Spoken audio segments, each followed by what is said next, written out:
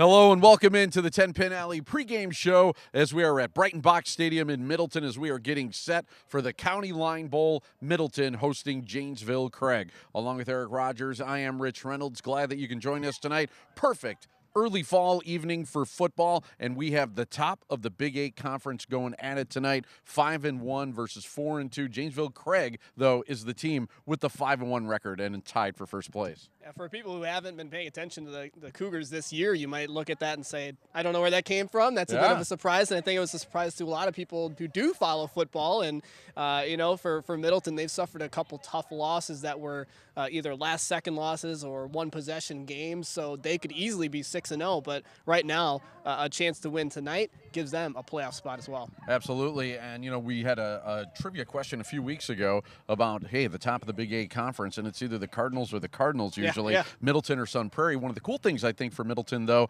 hey, this is a team that basically controls their own destiny at home. Their next two games against Craig and then next week against Sun Prairie, you win those two games, you got a real good chance of winning the conference. You absolutely do. And, for Craig, their schedule has been tough, and, we're going to be kind of breaking down some numbers, and one number that stood out to me, Rich, and I'll throw that out there right now, and that's records versus teams of 500 or more. And Janesville Craig is 2-1 in those games, and Middleton, as I mentioned, tough losses, they're 0-2. So it's can they get over the hump tonight? Obviously, Janesville Craig would be a team that is above 500, and that would be something to hang your hat on and say, all right, we've got over the hump. We have no worries, not that we necessarily did, but any questions were doused here tonight. One of those losses came on a Hail Mary against Madison Memorial. We will be talking about that, I'm sure, during the broadcast here tonight. All right, we got the coaches coming up next as we are approaching kickoff here at the County Line Bowl from Brighton Box Stadium on 57 Sports.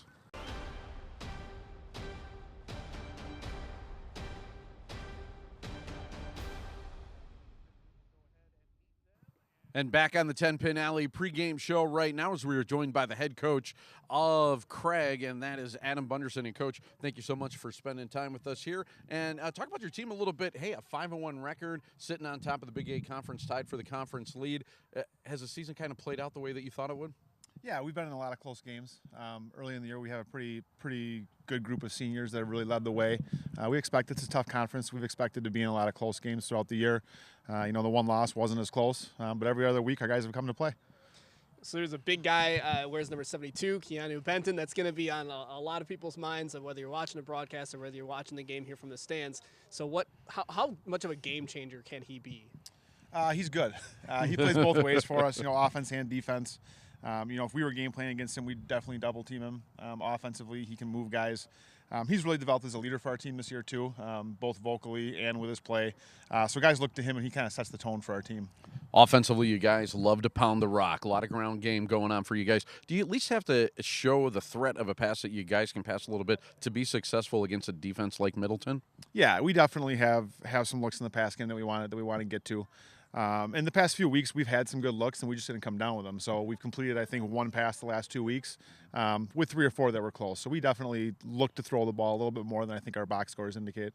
How do you look at a quarterback Middleton's got that's just so dynamic? He can run the ball, he can throw the ball, he can escape out of the pocket. So obviously containment of the quarterback's going to be on a premium here tonight. So anything specific that you've been looking for? And I'm not asking to give away the game plan, but No, we focused on, he's got some legs, and that kid can run and throw, like you said. I think he had like an 85-yard touchdown against Madison Memorial where he just kept running away from guys. So, we preach getting to the ball, wrapping him up, and then, when one guy hasn't wrapped up, make sure all 11 guys are flying to get there. Coach, it's been a really good season so far. You guys are playoff bound. Thanks for spending some time with us. Appreciate it. Good luck tonight. Good luck, Coach. That's Coach Punderson. Coach Simon, coming up next is a 10-Pin Alley pregame show. Rolls on here on 57 Sports.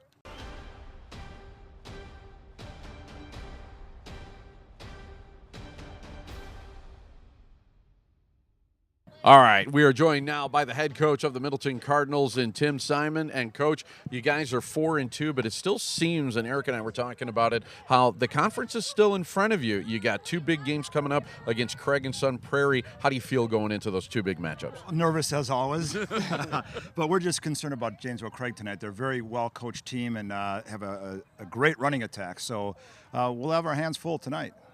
Another thing we'll be kind of talking about throughout the broadcast would be kind of a decision that was made in the offseason to have Jason Pertzwarden be the co-head coach. And one of the things that I was reading and hearing about was that nothing was going to change as far as game calling and the average fan wouldn't notice a difference. Has that been the case so far? Yeah, it's really been business as usual. So, it's just something I think he deserves. I know a lot of coaches who've spent a lot of time as an assistant coach and wanted to be the head coach and never got their shot. And I don't think that should be Jason. He's a better coach than that and deserves more than that. So I think he's gotten something that he deserves in being a co-coach. But yeah, it's really business as usual, whether it's practice or a game.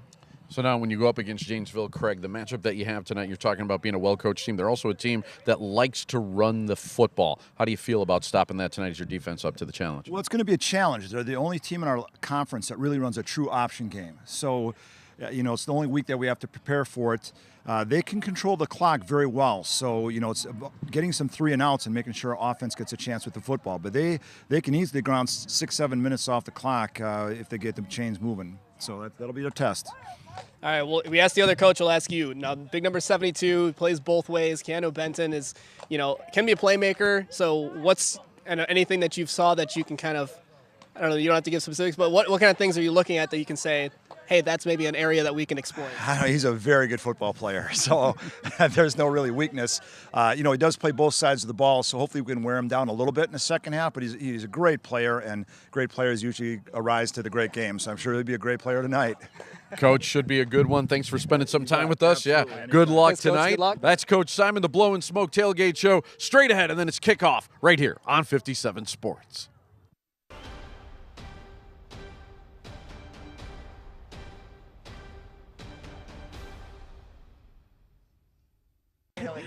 Welcome back. We've got the Starion Bank Community Leader Award here presenting to Kate Nisbet, who's with the Booster Club. If you're just joining us, we've got Janesville Craig here in Middleton. They're about to play, and we've got a great game ahead, but we're going to highlight some of the fantastic leaders in our community, starting with Kate, who is a third-year Booster Club member, no stranger to our high school sidelines, as we've seen you during basketball and football. Thanks for being here. Thank you.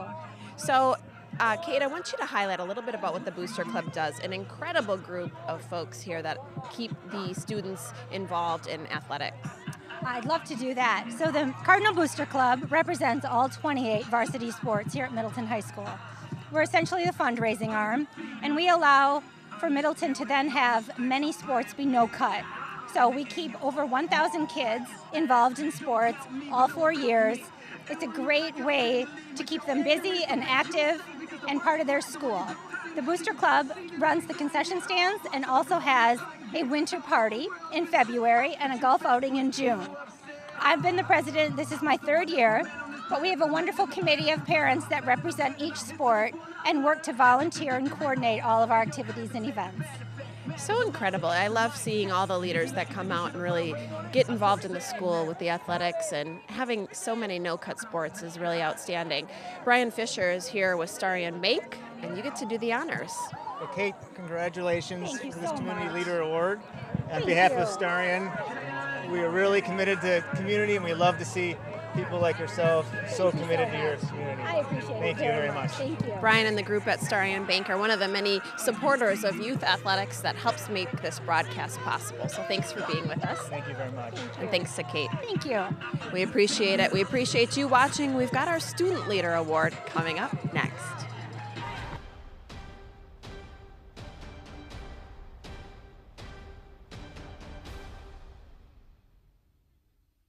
Welcome back to the A1 Furniture High School Football Bowl Series. We are here on the sidelines before Janesville Craig kicks off here at Middleton. Right now we're presenting our Student Community Leader Award. Thanks so much to Dental Health Associates. This is Stuart Woodsrow. Thanks for being with us tonight. Yeah, thank you. It's my pleasure. Glad to have you. I love highlighting students that are leaders in their school. It's very impressive. Some of the things that Stuart has done, of course, leads by example with his peers, taking some courses at UW-Madison.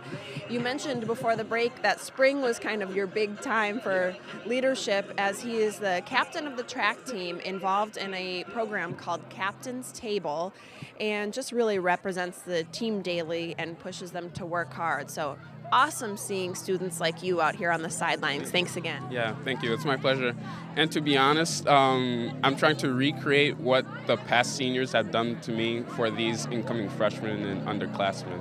That's so great. You're paying it forward. Yeah. So Dental Health Associates is presenting you with the Student Community Leader Award, and it's well-deserved. I'm going to hand it to you now. And congrats on thanks for all you've done. Thank you. Yeah, thank you. All right, thanks to Dental Health Associates and 57 Sports, of course, for presenting great awards like these. We're going to be back with more of the A1 Furniture High School Football Bowl Series. We've got the national anthem. We've got the coin toss. It's all coming up for you next.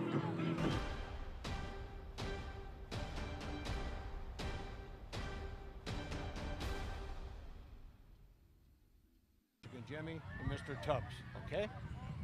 Number one, guys, sportsmanship, okay? Play hard up to the whistle. On the penalties, I explained the penalties to you. If you don't understand them, ask me to repeat it. We'll go over it. If you want to talk to your coach, go right ahead. I'll take your first answer, okay? But you guys are the leaders of the team. If we have any issues from anybody, we're going to come to you guys first, and then if we have to take care of it, nobody's going to be happy, okay? With that, anytime in the course of the game you have a question, feel free to ask any one of us. We'll give you an answer, okay? That said, just a regular silver dollar, heads and tails. Tails. Calls tails. I'll let it hit the ground. All right, boy. Tails. And it's a head. We'd like to defer. You'd like to defer. On the toss, we'll defer. You want the ball. You want the ball. Which goal you'd like to defend? This way. You want to kick that way? Yes. Okay, put your backs this way. Okay, put your backs this way.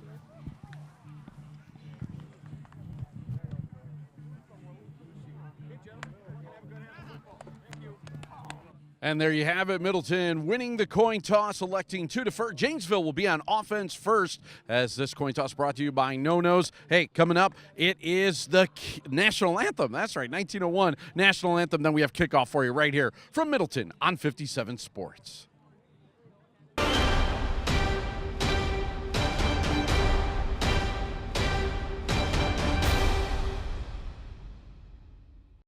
By saxophone player Max Newcomer.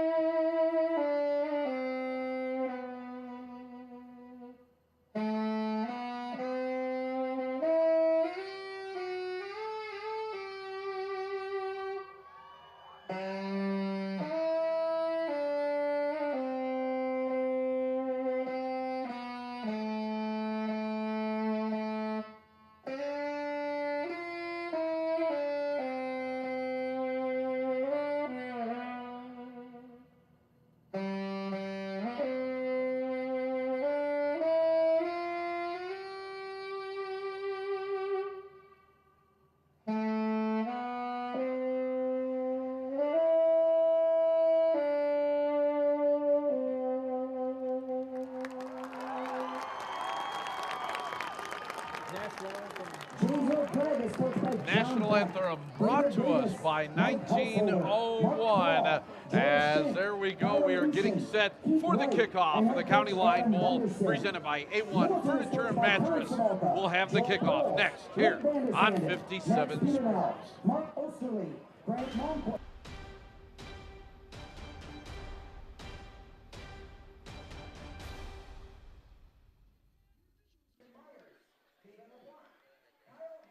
And just about time for the kickoff here, the County Line Bowl, and Top of the standings here in the Big 8 Conference. Along with Eric Rogers, I'm Rich Reynolds here at Brighton Box Stadium. You know it's a big game when there's multiple TV stations covering it, multiple radio stations covering it. This is as big as it gets in the Big 8 Conference tonight. Pretty much. I mean, you're looking at a team that's already clinched the playoff spot against a team that can potentially clinch a playoff spot tonight, and it doesn't hurt that you have a Badger recruit on one of those teams, and for Janesville Craig, a team that many people didn't expect them to be at this point in the season here in the standings. Yeah, I think it's kind of interesting when we talk about standings. You're talking about the Cardinals, too, looking for their first win of the season against an opponent with a better than a 500 record. So their wins have come against Madison East, Madison West, Beloit Memorial, and Janesville Parker, which I think have a combined, about 4 wins between those 4 teams. So Middleton with something to prove here tonight as on the opening kickoff. Good coverage by the Cardinals as the Cougars will start on the wrong side of the 20-yard line, and we're going to see that offense that is basically option, and more option from the Cougars. Well, when you've only thrown 33 passes, completed 11 of those passes on the season, you get pretty predictable as far as what your offense is going to entail. But, I mean, to the Cougars' credit, you've run that option throughout the rest of the year and had some success clearly when you're 5-1. And so it'll be for that Middleton defense to determine, how they're going to read that and what they're going to do to contain it. Ben Coulter is the quarterback. He pulls the trigger. And when you are an option quarterback, you need to be athletic. Coulter can run the ball at will out of the pistol as a give's going to be straight up the middle as we are taking a look at the first carry of the night that is Cussmall, Tresson Cussmall, the senior, who on first down is able to pick up about 4 yards. What we're seeing already on that just one play was the Cougars are setting a man in motion and really trying to get that defender, that linebacker, to determine whether he is going to attack the inside or stay on the outside and try to keep containment within the tackles. This time the quarterback's going to keep it, and Coulter is going to get put under by this Middleton defense. Tell you what, the Cardinals really know how to get it done in the first half of games, outscoring opponents in the first quarter this season 68-7. Second quarter 99-9. That, by the way, is a grand total of 167-16. Wow, the Cardinals really get off to some high-flying starts. Well, maybe that's part of why the Cougars are going to get the ball here in the first half or this first possession here and either try to milk clock or at least score first and set that tone. You don't want to go 3 and out if you're the Cougars here, as a pass is going to be complete. And boy, how about that? The Cougars have completed 1 pass over the last 2 weeks. They're 1 for 1, and they connect on third down to move the sticks. Yeah, I think you caught the Cardinals, I don't want to say sleeping on that one, but not expecting a pass on third and medium. And you come out throwing, and it's just your 12th completion of the year. But, yeah, to your point, Rich, not really one of the more major factors of their offense. The Cougars like to run the football. When you're an option team, you got to get yards on first down. You can't be in those third and long situations. But the Cougars were able to pull out one on their first drive of the night, as it's going to be a keeper there for Coulter. Looked at first like he had given it to Cussmall, but instead will keep it himself, and a good gain on first down. Well, this is a team we haven't seen too many Janesville games here in our series over not just this season, but over the last few years. And it's nice to see them here in Middleton tonight and looking into some of the statistics about who these guys are, some of their backstories, and we'll be hitting you with some of those details throughout the night. But some interesting storylines, and we'll fill you in. Yeah, we used to go down to Monterey Stadium just about every year for the Janesville Bowl and see Craig versus Parker, but as both of those teams have kind of struggled over the last few years, we haven't done that, as it's going to be another first down. Coulter once again on the keeper and moving the chains. It's a courtesy Ford first down, and a nice job by the senior signal caller. Well, he talked about, Monterey Stadium, and actually that was the last time these two teams played and Janesville Craig won the game between these two teams was in 2012 at Monterey Stadium, and since then it has just not been good for Janesville Craig. They've actually lost games in this series, 201 points to 20 in the series since then. Unbelievable. One-sided affair, but Craig, again, coming into tonight with a 5-1 record here on a gorgeous night and a flag before the snap, and we might have had a delay of game. Again, Middleton would love to go ahead and milk that clock, but you can't milk it that long, as a call here is indeed a delay of game, and it is a co-bus and buses penalty flag, our first of the night. Remember, don't get penalized for passing school buses. When the red lights are flashing, there is no passing. Message we should all get behind for sure. Heed that warning, you, as now it's 1st and 15, and Kussmaul with the carry. Good push by the left side of that Janesville Craig offensive line, and a gain of 7 for Kussmaul on first down to bring up 2nd and 8 after it was 1st and 15 after the penalty, but that offensive line for Janesville Craig's pretty good.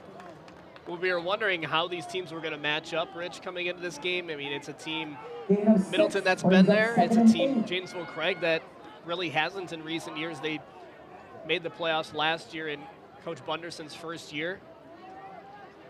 Give now on the jet sweep is going to be a big loss. As coming across was Travian Moore, and that play just looked a little bit off, and that little bit of missed timing is all the Cardinals defense needed as they were able to sneak in. Nice tackle there by Max Norris. Well, that was going to be my next point, and that would be Coach Tim Simon for the Cardinals, and he talked to us in the pregame about how important it was going to be to stop number 72, the offensive lineman committed to Wisconsin.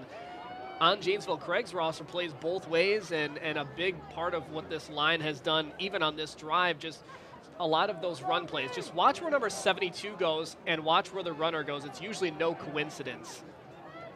3rd down and 14. Another passing play for Coulter as he misfires. Would have been short of a first down anyways, as it was intended for Tegan Christensen. And after a couple of first downs, the Cougars are going to have to punt the ball away. Yeah, I mean, not the way you want that first drive to go, but it does milk some time on the clock and at least sets some stuff up that's not a series where you're going to look back on it and say it was a total failure. So now you just try to flip the field here and hope your defense can do a little bit of what Middleton just did. Kevin Miker and Sam Close are back deep to receive. By the way, Sam Close, the son of a frequent guest on the Sports News, yes. One Gary Close, the shot doctor, who's been on a bunch of times, and this is going in his direction. He calls for a fair catch, and Close will take it at the 37-yard line. All right, we'll get to see the Cardinals on offense now. They are led by a senior quarterback as well in Bryce Carey. Carey, a little bit more of a prolific passer than Coulter is, although at only 53.6% on the completion percentage, that's a number that's going to have to improve for the Cardinals to win the Big 8. Well, not only a great passer, a great runner as well. I mean, he's racked up quite a few yards. He has 40 carries and 392 yards on the season, which is good for 9th in the conference among all runners, so not just among quarterbacks. 5 touchdowns on the ground as well. Callian Buckner is the tailback, and it's play action to him. And looking long as Carey's got his man, but missed it a little bit too high in the direction of Jake Klubertons at about the 30-yard line. And Coach Simon dialing up some play action on the first play of the game. Kluberton's another one of those two-way players. He plays defense as well, so 9 receptions for 160 yards on the year, a touchdown as well, 6 total tackles and a pick this year. So definitely a bit of a different style of offense as well that we were going to see from the Cardinals, where you have the option grinded out style of the Cougars. The Cardinals will mix it up and throw it long as a flag now, as a pre-snap flag, and it looks like this is going to work against the Cougars, their second flag of the night. All right, time for our first sideline report of the evening. Let's introduce for the first time Jessa Jeremiah. Take it away, Jessa. All right, thanks so much, Rich. And Eric, as you mentioned, a big game for both teams. The Middleton Cardinals are here. We've got the dance team. I'm joined by Coach Jackie, and we've also got a senior who's with us tonight, Gretchen. Thanks so much for being with us tonight. So So I want to start with you, Gretchen. One of the things that we love to highlight here on the sidelines is how teams like yours are involved not only in the school but also in the community. Let's talk a little bit about what you've done leading up so far and some of your plans. So far we've done the Madison Mini Marathon, we volunteered there, and then we've also done the Walk to End Lupus Now and the GDRF walk. And we have a few more coming up in the future, so yeah. I think that's great. It's wonderful to see you guys working so hard to be part of your school and also in your community for folks that are here. Now, we're going to talk a little bit about halftime because we're looking forward to your performance. So what do you have planned for us tonight? Tonight we are doing a really fun routine we learned at camp this summer called the two-step mix. So it's a hip-hop routine that's a lot of fun and it's a big crowd pleaser. So we're excited to perform that tonight. We're looking forward to that. So we're going to be covering that during halftime. I also want to talk a little bit about the upcoming season because you're not just here to perform during halftimes for your school, but you're also a competition team. I want to brag a little bit. You won state last year and you've got big hopes for this year. So talk to us about that. Yeah, so we qualified for state last year in 2 dances. We're hoping to make that happen again this year. We compete 3 dances throughout the year, pom, jazz, and hip-hop, and then your best 2 you can take to try to qualify for state. So we've been working on 2 of the routines already, and then we have a 3rd one to learn coming up this month. So. Well, we look forward to seeing how the season unfolds. Thanks so much for taking a minute here on the sidelines. We appreciate it. Thank you. All right, that's your Dales Heating and Air sideline report. We'll get back to you guys here at the game. Callie and Buckner brought down out of bounds by number 3, Moore. Thank you so much, Jessos. Another good run by Callian Buckner as Buckner able to break ahead for his 2nd first down scamper of the night. That one nearly went for 20 yards, and Buckner is quick.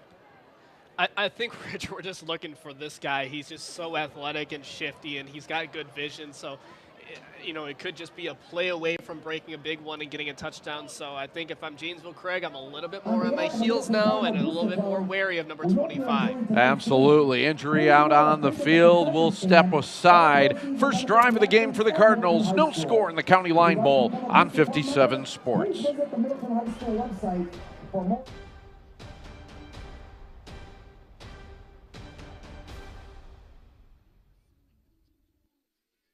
Hey, a big thank you to Paul Canarella at A1 Furniture for supporting high school athletics again this season as our official Bowl Series sponsor. A1 Furniture and Mattress, your premier mattress and furniture store.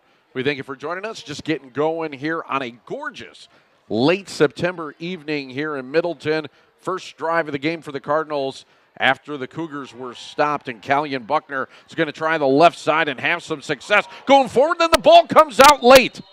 Scramble for the football, and it's the Cougars' ball as a big turnover here as Janesville Craig is able to stop this drive as Callian Buckner lost it just before going down.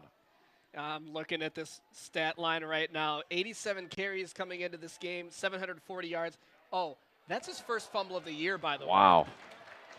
And now a reversal. Wow. So the offense for Craig was coming out on the field. Instead, they are sent back, and one ref actually signaled that it was Cougars' ball. Now all of a sudden it's Cardinal football. Well, take that fumble away from Buckner then. He remains perfect, I guess. At least in fumbles lost, as Carey now play action, evades the rush, is going to try to keep it himself, and there finds himself a lane to the left, into the end zone. Touchdown, Cardinals. Wow, what an athletic play by Bryce Carey as he scores our first Geeks Mania Arcade touchdown of the night. Well, we talked about it already, and that was the legs of Bryce Carey. 5 touchdowns of the year. You better make that 6, and he is one of the better rushers, not only among quarterbacks, but in general in the Big 8 Conference. And just for good measure, when he got into the end zone, he's kind of shouldered Parker Glissendorf right into the brand new turf here at Breitenbach Stadium. Great run. Extra point is good. And with 5:41 left in the first quarter, it's Middleton 7, Craig nothing here on 57 Sports.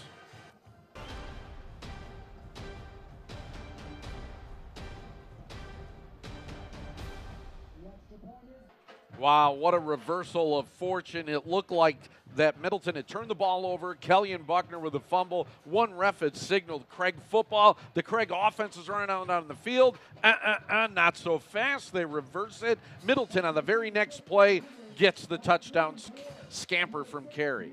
You know who got the double whammy on that one? Glissendorf, that defensive back. He forced that fumble, reversed fumble. Yeah. And then he's the guy who gets clobbered trying to make the tackle on Carey going into the end zone. Unbelievable, as Craig now falls behind 7-0. And again, when you're a team that grinds it out, you don't want to fall behind. You can't get too much further behind, because then you get into a situation where you got to score quickly, you got to throw the football, and that's going to be tough on Craig. Yeah, I think that speaks a lot to what Craig has done this year, that they're 5-1 and they remain a running team, is that clearly they've gotten those leads early in the ball games. Kickoff being returned by Eric Hughes, and Hughes Yikes. not This going special anywhere teams fast. Yeah, the coverage has been really good for the Cardinals.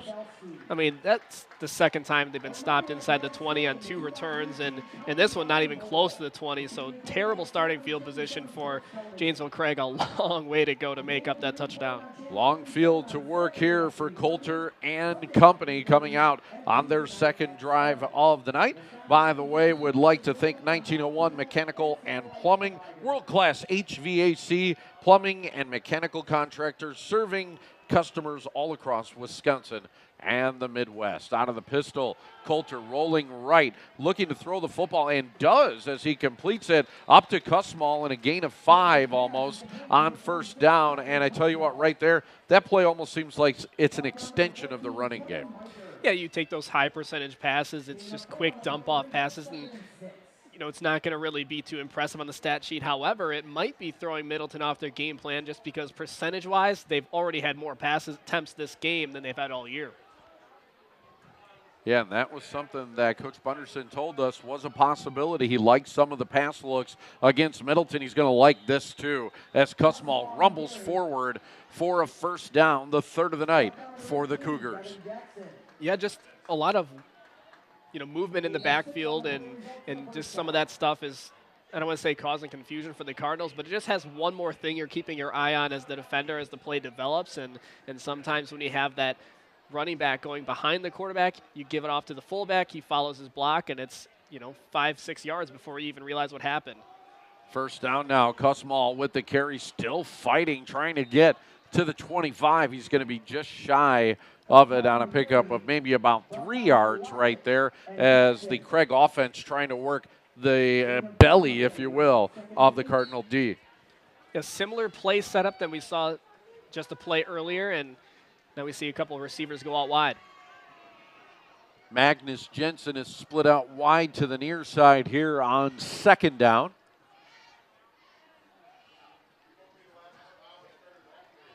Pistol again, the motion man, Tegan Christensen, and Craig happy enough to run clock right there, as it looks like it's going to be Cussmall again. Cussmall with a big gain up across the 30, ahead of the 35-yard line. Give him 13 and move the sticks. Wow, good job by the Craig offensive line.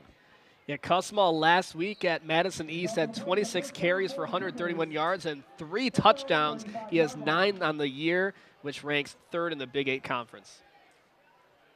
Those are great numbers for a fullback, as Cussmall once again going to try the left side of the line, and will pick up about 3 or 4 yards on first down, trying to run along the left side behind Keanu Benton, who that time didn't really finish his block.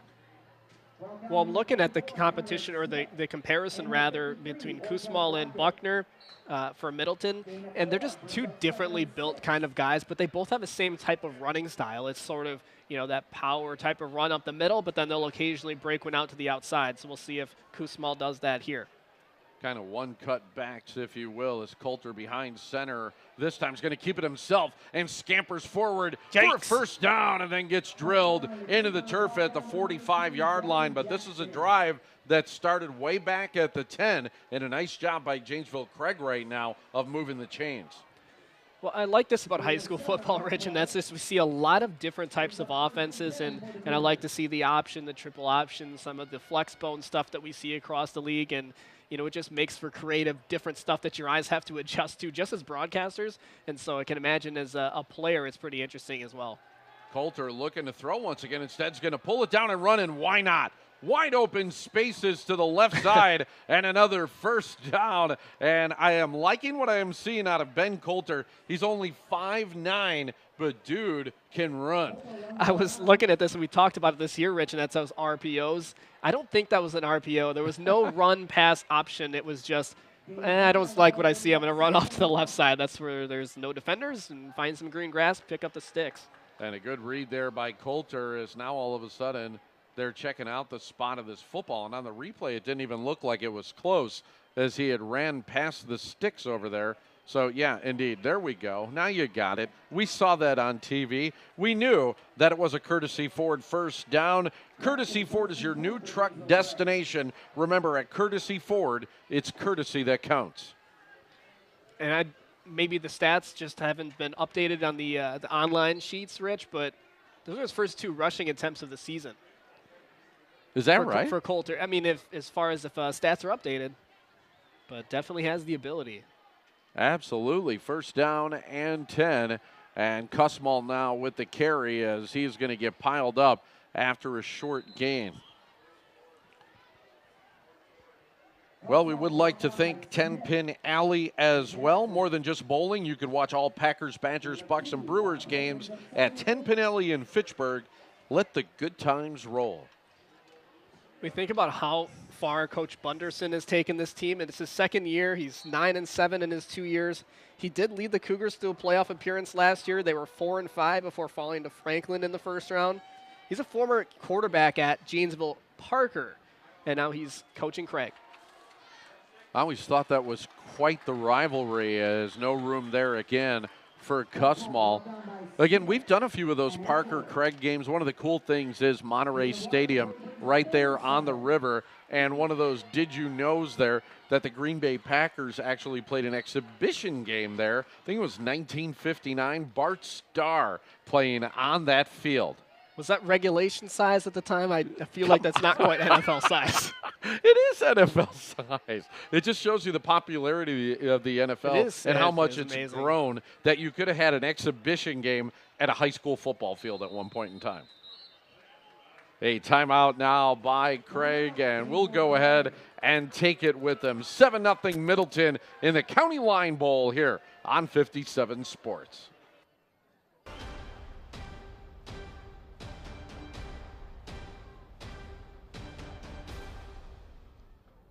You know, only one television station broadcasts these games in beautiful high definition, and that is us here on Wisconsin's 57. And we also bring it to you by Facebook Live, brought to us by Ansay and Associates. Big third down here for the Cougars as a little trickery, razzle-dazzle, if you will, but it doesn't fool anyone as Tegan Christensen tries to get it up to around the 40-yard line. It is going to bring up 4th down and 6, and an interesting call here for Coach Punderson and the Cougars.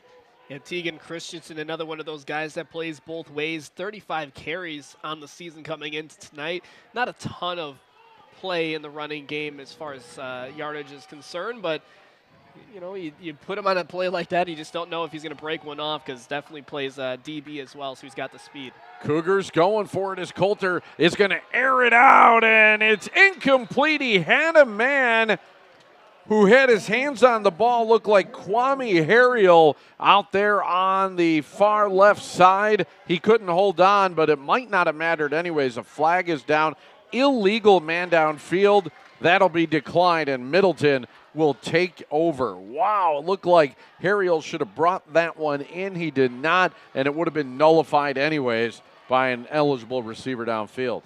I always felt that was, kind of silly penalty, especially when it's called on a guy who was running down the field, stepped outside of the boundary line, and then came back in, was the first one to touch the ball.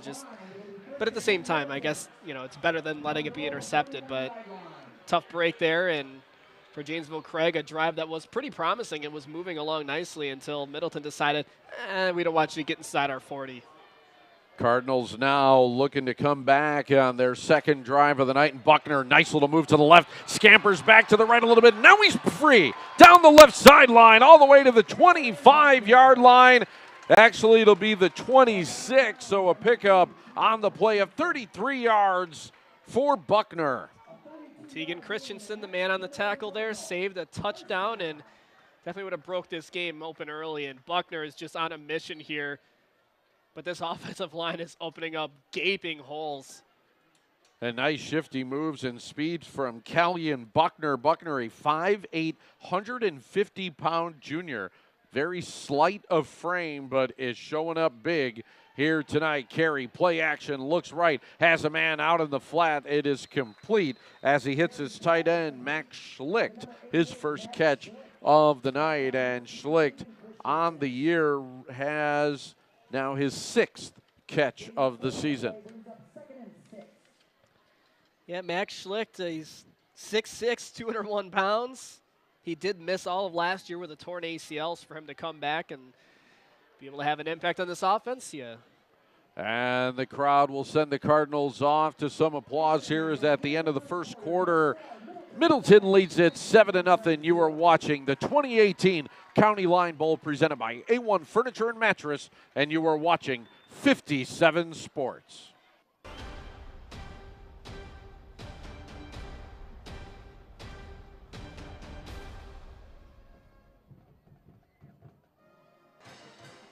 Back out for the second quarter here in Middleton alongside Eric Rogers. I am Rich Reynolds. Cardinals hosting the Cougars, and Middleton on their second drive of the night looking to go up by 2 touchdowns as the pitch this time goes out wide to Kewan Buford. His first carry of the night, not much there, is going to bring up 3rd and short. Janesville Craig's coach Punderson had talked to this preseason about whether he was going to change this defense from a 4-3 to a 3-3, but decided, you know what, I've got a lot of great defensive backs here and safeties, so I want to make sure I have as many of those guys on the field as possible. So he stuck with the 4-3, and good thing he had the extra lineman on the line this time and stopped that run before it really got anywhere. This time 4 wide for Carey on 3rd down, and we'll call it 3. The man in motion is Buford, and they faked the handoff to him. Buford paid the price back at the 27-yard line, but Carey deftly takes the ball away and runs for the first down. Yeah, we just wondered, Rich, I mean, I'm not the biggest guy, I don't have the biggest build, but you wonder, do I really want to take that punishment and not get any yardage? I don't even have the ball, but that's the teamwork aspect of football, I suppose. That's one of those things, you know, whenever you run any kind of option at all, yeah, someone's getting hit hard. Well, it's definitely worked. You know, Janesville Craig has been running it, and we were seeing Middleton here run a little bit of some of that misdirection play, and unsure who's going to actually have the ball, so I guess it's turnabout's fair play. Ball's on the 15-yard line of the Cougars now as a give up the middle to Callian Buckner back in the game, and he brings it to about the 13, make it the 12-yard line on a gain of 3. You know who wouldn't complain about that? That was Buford, actually, sorry. The offensive lineman and the defensive lineman. They're right? crushing, yeah. they're, you know, banging every single play, so I guess the skill players fall on deaf ears if they complain, I suppose. They're playing like 2 different kinds of games, though, the skill players and the linemen. Right. It really is like a game within a game. Carey out of the shotgun. 3 wides, got a tight end. That is Schlicht as well. Buford comes in motion, and they are going to fake it to him once again. Now Carey running for his life, and he's going to get driven into the turf, and it's going to bring up 3rd down and long.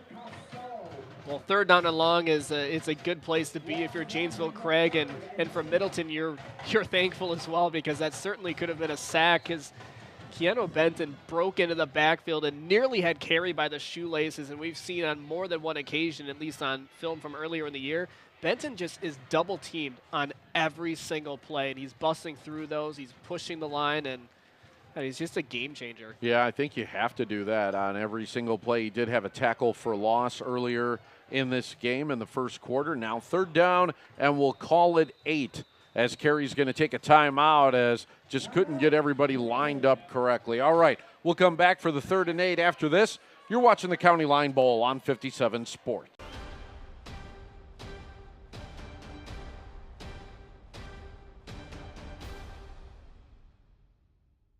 second drive of the night. Again, Middleton very good at outscoring their opponents, especially in the first half. So the band went ahead and brought us back. Here we go, 3rd down and 8. 3 wide receivers make it 4 for Carey, along with a back in the backfield there. Looks like Buford.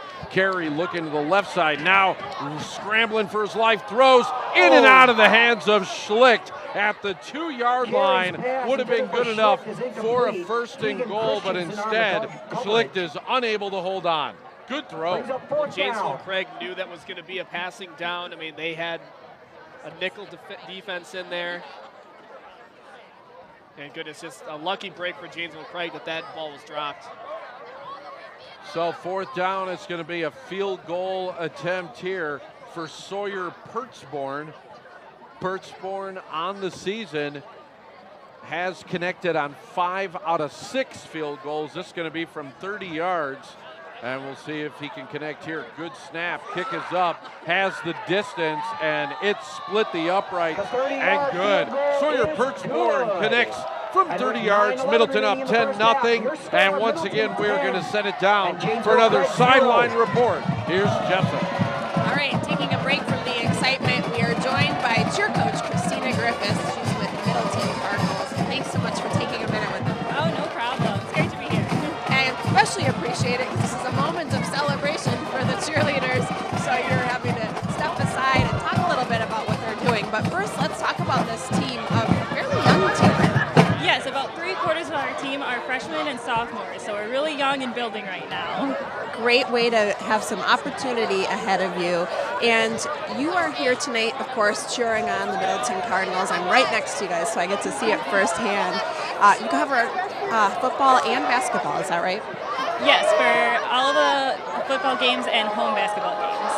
And you have some things you're looking forward to, a competition team. Number 3, Moore. Yeah, so next and number month 6, we'll start Hughes. our competition routine, Kicking off for the and Cardinals we go to a couple is of number competitions 41, throughout the state Pertzborn. over the winter.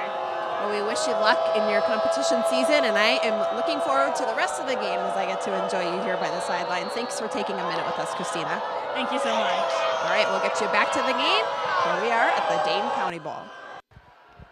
Great job, as always, Jess. 10-0 is our new score as Middleton will kick it off once again. We'll see if their good special teams play will continue once again. And this time, though, now a nice little move and a shifty cut there by Hughes, brings it across the 30-yard line, and a good return from Eric Hughes. So the best starting field position of the night is right now for the Cougars. Yeah, it's a win for that defense to hold Middleton to a field goal after that drive. Was just really, on the turnover, and then you get the big run by Buckner. So, yeah, nice job by Janesville Craig, and now let's see if their offense can match. And we will be, it's kind of at that time, Rich, we'll be getting you the trivia question of the day here pretty soon. But so get your thinking cap on. I'm ready when you are, man. I don't think I know the answer to this one, though, tonight. Feeling kind of sad about that, as Coulter will take over now, 1st and 10. Receiver in motion, and a pitch to him, and this is going to be a huge loss. Trevian Moore is brought down back at the 20-yard line, a loss of 12 on the play, as we are all set up for our league trivia question. Yeah, so Middleton co-head coach Tim Simon, he's in his 15th year. So which of his former defensive linemen, I should say offensive lineman, played in with the Badgers and is currently in the NFL? I don't know why it says defensive. Okay, so it's an offensive lineman. I guess that's a hint. Played on the Badgers, currently in the National Football League. There's only like 50 Badger offensive linemen in the NFL, isn't there? Yeah, but you just got to think of who's local, who are some of the guys that, are young enough to still be in the league. Okay. Yeah, I'm hoping you're going to keep giving me more hints here. That's what. Well, I'll just give you the answer soon, and then you won't have to give me any hints. I'm in suspense. 3rd down and 12, not where you want to be for the Cougars, who have been behind on down and distance for most of the night so far. Coulter out of the pistol, has Christensen in motion, looking right, has time, throws it out there as it is going to be incomplete. Good coverage as he once again was looking for Kwame Harriel. Harriel might have had a half step, but the coverage was there for the Cardinals. 4th down, and once again, Craig's going to have to punt it away. Yeah, I didn't like that ball. I mean, I'm not a quarterback, granted, but when the ball is thrown that high up in the air, it almost looks like a punt. That just screams to me interception. So luckily for him, that one falls incomplete, but now it does set up 4th down. Actually, Trevion Moore was the intended receiver on that one. 4th down now, and Craig will go ahead and punt this ball back to Middleton already with a 10-0 lead. Short punt, high in the air. Close is going to take it at the 40, then he lost it. He muffed it. Close trying to get back on it. Craig believes that they have it, and they do. A huge turnover as Sam Close muffed the punt. He had trouble with it from the beginning, and the Cardinal defense will head out back onto the field as now the Cougars will look to take advantage of a huge break. It certainly was a huge break for that offense that wasn't able to do anything. So, I mean, that's as good as a 40-yard pass. You get down the field in position now where, you know, you're threatening and maybe, you know, open that playbook up a little bit on this drive. Take advantage of that momentum. And a great job on the replay there, guys. All of our replays brought to us by Bachman's Pool, Spas, and Saunas, and we thank them for that. So, huge play here for the Cougars. 1st and 10. Fresh life here, if you will, and Cussmall the carry and nothing doing up the middle right there as Cussmall was met. That time by big number 79, Jaden Brown. Brown 6'4", 320, and only a junior. Yeah, some big boys on both sides of these lines. I mean, that's what's Big 8 football. And a lot of these guys end up going on to have great careers at the collegiate level and some beyond. Dude, it's crazy. When I was in high school, and granted, you know, it's a good 28 years ago that I was playing in high school. I mean, if a guy was like 230, 240, he was huge. Now there's 300s on both teams. I mean, it's nuts. Big boys up there as Coulter is going to keep it, faked it to the fullback, and then plows ahead to the 34-yard line, bringing up 3rd and short. Yeah, nothing pretty about that play, but, you know, you get the ball moving and you gain some yards, and you start to get Middleton thinking. You're seeing some hands on hips on this drive, and I think they thought, obviously, when they were in punt return formation that they were going to be getting the ball back, and all of a sudden you send them back out there. So 3rd down and 4 now. Coulter behind center. Has a man in motion as the give is going to be on the reverse to Christensen. Kind of a counter play, if you will. Christensen made one guy miss and is real close to that 1st down marker. Christensen, I was afraid the way he had that ball as he was going horizontal on the play that he might lose it. The ball kind of got low and away from him, but he was luckily able to hang on to it. We'll see where they spot this ball, and looks like it's going to be just short. Boy, Coach Simon and Coach Pertzborn really were trying to pull for a hold there, as that's what they thought. And, boy, that spot. Goodness, I mean, that they can't get inches? any closer to that 1st down marker. Yeah, they got to bring the chains out. I can't believe that it took them this long to even pull those chains out and take a look at it.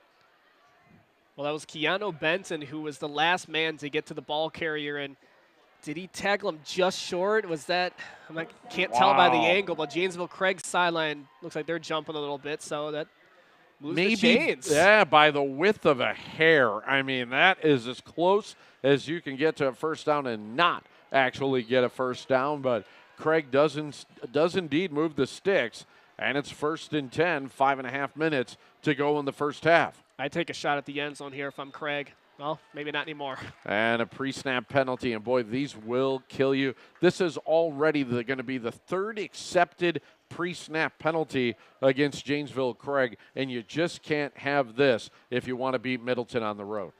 I mean, they're not playing bad football right now. They're down 10-0, and you're in a position here where you can at least get something on the board towards the middle of this quarter, and instead, you end up shooting yourself in the foot. Once again, Jessa Jeremiah has an interview on the sidelines. Let's send it back down to her right now. Go, Jessa.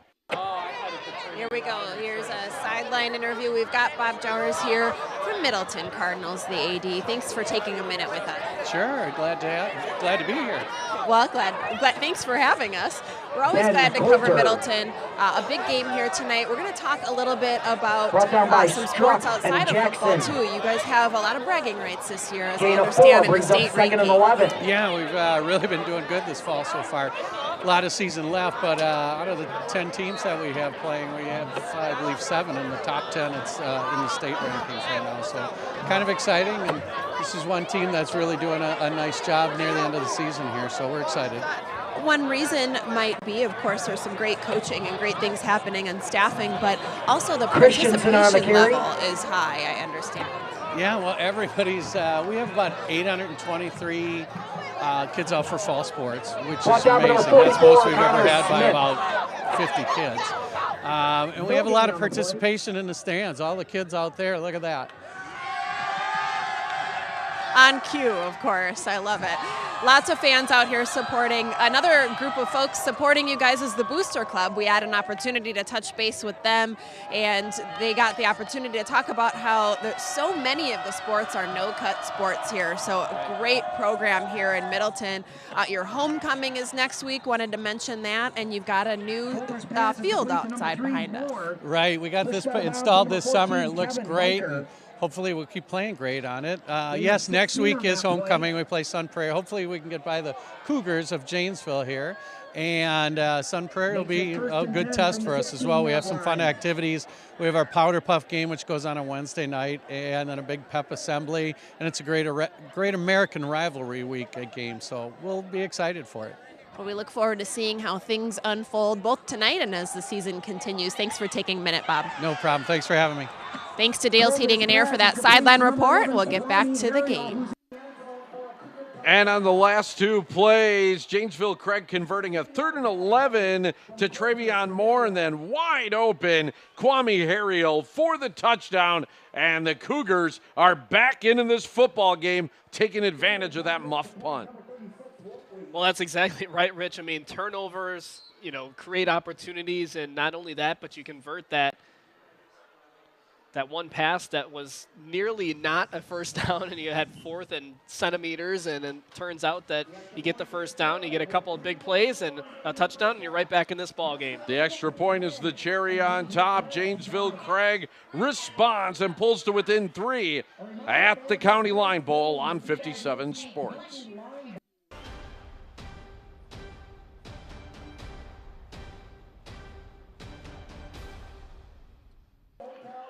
Well, Janesville Craig completed 1 pass attempt over the last 2 weeks. They have 4 here tonight. 1 that converted on a 3rd and 11, and the last one, a 14-yard touchdown strike to number 11, Kwame Harriel. And both those passes looked really good coming out of the hand of Ben Coulter.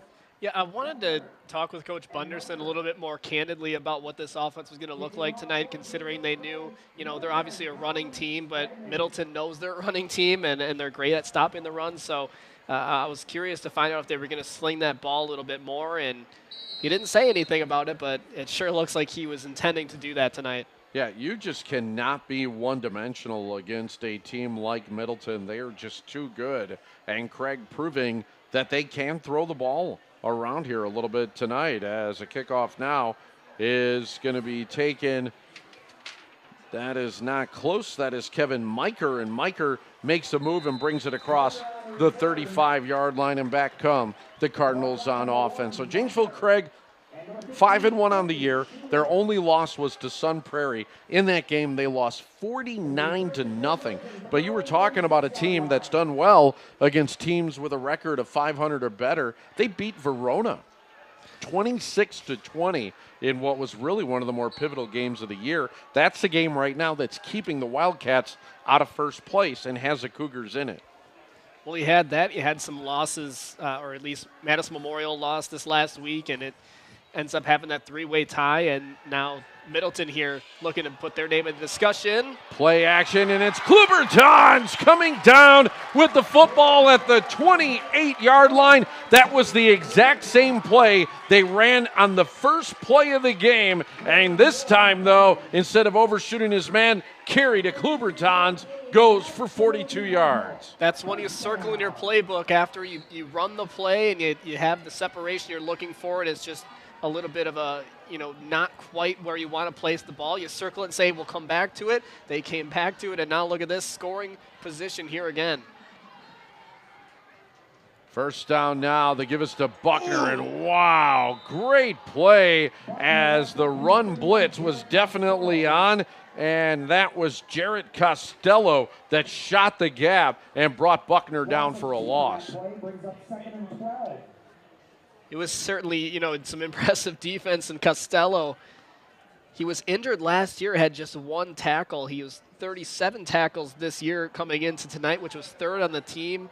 That's his second tackle for loss. He had 46 total tackles 2 years ago when he was playing full-time.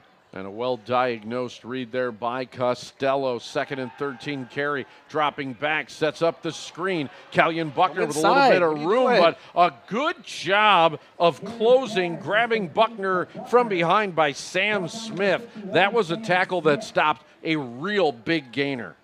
Yeah, I wanted to see Buckner stop a little bit, go onto the left side there and cut back. He might have been able to pick up an extra 10 yards, but either way, it's decent gain, and quarterback had an option on the other side of the field as well. I can't remember who that was. It was one of his defensive backs, or running backs, I should say, was over there, had his hands open, say, hey. 3rd and 8 now. Buckner fakes the reverse, going to keep it himself. Good decision over the left side. First down yardage down to the 15-yard lines. 11 yards for Buckner, and a courtesy Ford first down on a 3rd and long. I love that play, Rich. I love the fake reverse. You get the defenders to hesitate just a little bit there and pick up a couple inches on the sideline around the edge, and you scoot past the sticks. Inside of 2 minutes now for the first half. 10-7 is our score. Middleton on top. Buckner is the deep back. The ball resting on the 15-yard line. Looking right, throwing right, and connecting, I believe. We'll see what the refs call it. Yep, it is a catch out there by Close. And that'll bring up 2nd down after a pickup of about 5 yards on that little hitch. Yeah, Cougars defender did not think that was the case there. You saw Logan Call wave his hands no good on that. So we'll get you your trivia answer here before we hit the half, but I know you were worried about, what that answer was. I don't want to keep you hanging too long, Rich. We will see as Close goes in motion. 2nd down and 5 to give us to Buckner out of the eye, and he is going to be brought back, driven down as a good play up front by who else? Yeah, that is our good friend Keanu Benton, who was able to sneak in. Yeah, speaking of linemen, Rich, we had this question. Coach Tim Simon from Middleton, which of his former linemen played in with the Badgers and is currently in the NFL? There'd be none other than Ryan Groy, center for Buffalo. I have a couple stats about him. Undrafted, went to Chicago in 2014, and has had a pretty decent NFL career. Buford with the pitch now, trying the left side, and won't be a touchdown, but it will be a first down. He goes out of bounds in 33 seconds. And right there, Ryan Groy's going to be back in Wisconsin this weekend as the Buffalo Bills. It's all gonna about be up at timing with Lambeau. that stuff. Amazing what Buffalo did up in Minnesota last week. What was that? And then you have, of course, Minnesota losing on Thursday night, and now you have the Bears over there and holding on to the conference lead, at least right now. And yeah, who would have thunk that? As a botched fumble now, it hit the turf. No. It looks like Middleton's going to retain possession, but a pre-snap penalty looked like a false start anyways, as that whole play just looked ugly. A little bit more on Ryan Groy. Started at center in this year, or is starting at center due to Eric Wood's retirement. He beat out veteran Russell Bodine for the job, played for UW from 2009 to 2013, setting a school record, playing in all 54 games of his Badgers career. Wow. Impressive stuff, and a great lineage of offensive linemen. As a lineman that's playing for the Badgers right now, Caden Lyles, was here in Middleton, was actually an offensive player of the game for us a couple of years back, now playing D for the Wisconsin Badgers. All right, timeout. We'll come back. 32 seconds left in the first half. 10-7. It is Middleton in the lead here on 57 Sports.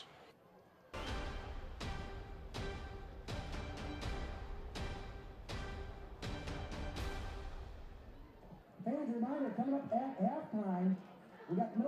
We haven't had one tonight, but when we have a quarterback sack, it is an auto color quarterback sack. Unexpected collision, scratches, dents, dings. Visit Auto Colors. Small damage, small repair, small price. Middleton up by 3, looking to add here right before halftime. And it is 1st and goal to go at the 8-yard line. What do you expect here, Eric? Yeah, I mean, this is a passing. It looks like it's a passing down. I would say run, but what do I know? Carey fakes the run, rolls right, throws over the middle, and it is nearly intercepted. Wow! As it looked like that was going to end the drive as Carey put too much air under that one. You got to try to zip that ball in, tried to make the touch throw, and it is Travion Moore who ends up dropping a golden opportunity in the end zone. Yeah, he's going to be hitting his helmet walking off the sidelines at the end of this drive, whether Middleton scores or not. He's saying not only would it be nice for my own stats, but it says it ends this drive, and, you know, a 10-7 game looks a heck of a lot better than, 17-7. Critical play there. 2nd down now. Goal to go. Carey in the pocket. Has time. Looks right. Way too tall for Schlicht, and that's hard to do when he's like 6'6". So make it 6'7" he's listed as, and I don't want to cheat him out of that end. So I think both of those guys on that play who were involved on the pass were thinking there was some sort of interference or bumping, and, you just let them play that out at some level. But if you're the shorter guy, as I know, Rich, you hope you get the benefit of the doubt, but sometimes you just don't. You got to let some of that stuff go. I think sometimes we're so used to watching NFL football, they call it way too tight. And one thing I like about the college and high school game, they let them play just a little bit more. Carey now looking right, too tall once again, as Carey's been high on a lot of throws. That brings up 4th and goal from the 8, 18 seconds left, and once again, we're going to see Perchborn come on the field for a short field goal attempt. Well, I was going to get ready to call this a win for Janesville Craig's defense, and by some accounts it was, considering the way that could have gone, but you had an opportunity at an interception, a relatively easy one, and now you're holding to a field goal attempt. I mean, I guess you watch this one play out, but Perchborn connected from 30, now from 25 yards. He is good as well. 13 seconds left until halftime. Sawyer Perchborn with his 2nd field goal of the night has the Cardinals up by 6 here on 57 Sports.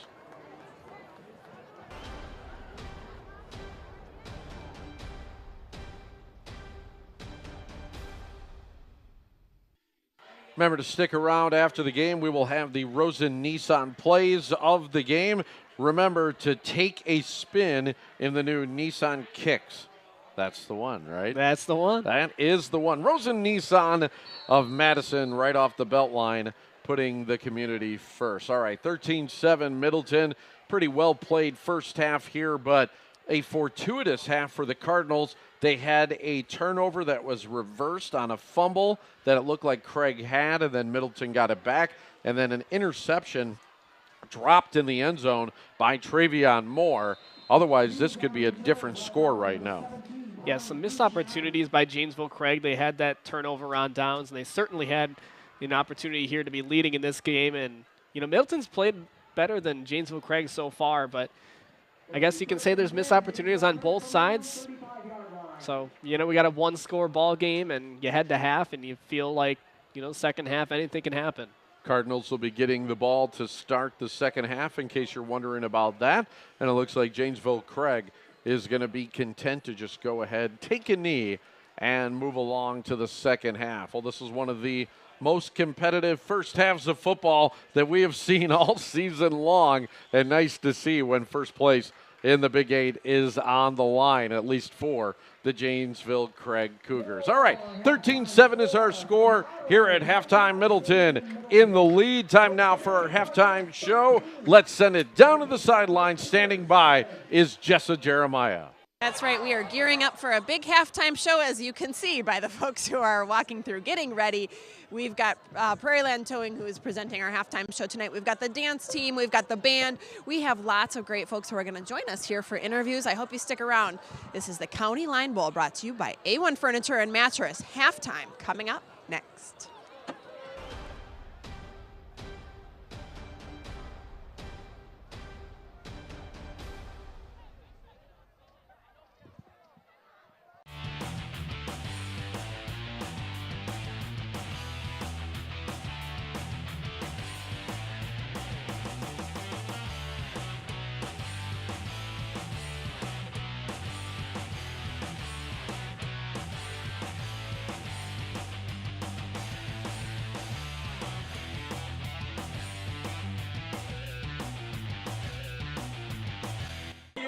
Welcome back. This is the A1 Furniture County Line Bowl. And if you're just tuning in, we've got Janesville Craig here at Middleton. This is your halftime show. On the field right now, we've got the dance team. We had the opportunity earlier during our sideline interviews to catch up with the dance coach, Jackie Haushin. That is the coach that we spoke with today. This is a great team, not only some really incredible dancers, but this is a team of girls, ladies, and of course leaders who are really working hard to be a part of their community, sponsoring different walks. For example, the walk to end lupus that they were involved in recently. Some other walks coming up, and we got the opportunity to check in with senior Gretchen Newcomb, along with lots of the other girls that are, as you see, running off the field. There's more halftime show coming up, so if you stick with us for the Prairie Land Towing halftime show, you'll get to see the band. We'll be right back here at the County Line Bowl. Welcome back to the County Line Bowl, brought to you by A1 Furniture and Mattress. We are enjoying ourselves here at halftime. If you're just tuning in, Janesville Craig joining Middleton High School. We're on the Middleton field right now for their halftime show. We had the opportunity to watch an incredible dance team. We spoke with Coach earlier on as we were doing our sideline interviews, and senior Gretchen Newcomb, about some of the community involvement that they have been a part of as they're gearing up for their competition scene. Now we have the band. We're getting ready to get going. I'm excited to see what this group can do. The Middleton High School band, led by Douglas Brown, marching band. I'll run you through some of the roster in a minute, but I want to kick us off here with some of the sounds of the band as they get going. They also have a performance that you're going to be seeing.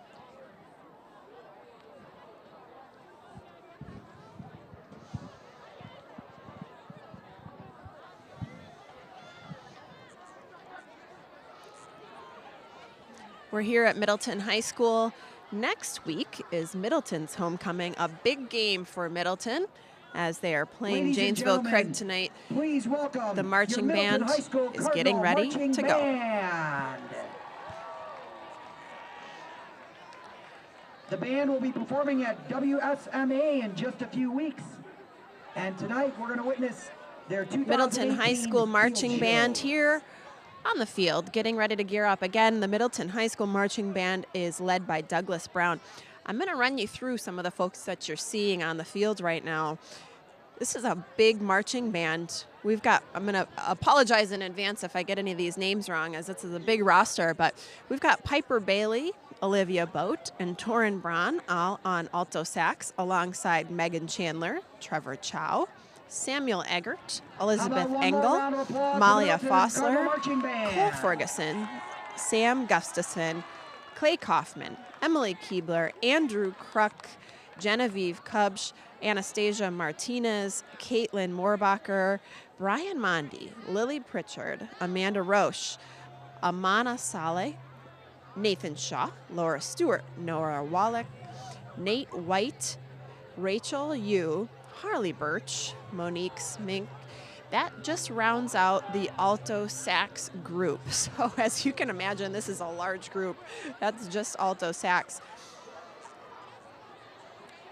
You're also going to be hearing tonight the bass clarinet. On bass clarinet, we've got Harley Birch, Monique Smink, Colin Bischoff, Annie Chang.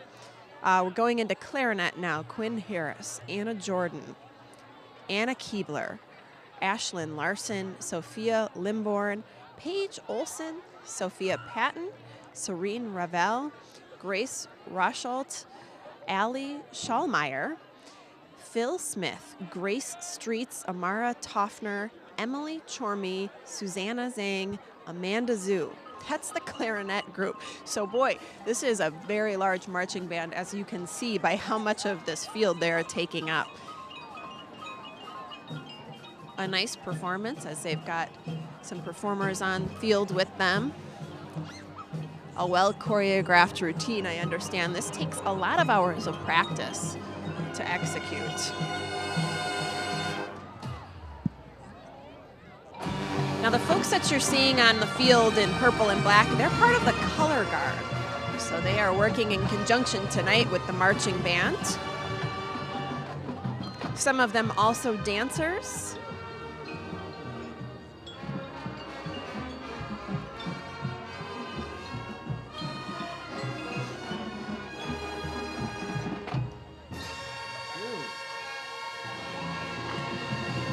You might be hearing some of the drummers, some of that percussion that they've got lined up front. I hope you can see that front row there, some impressive players.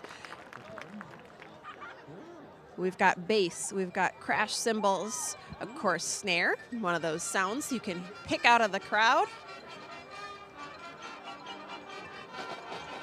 And you see these leaders on ladders. Again, the marching band led by Douglas Brown. Now, typically when we're at the games, we see one, maybe two band directors. Tonight, we've got all three.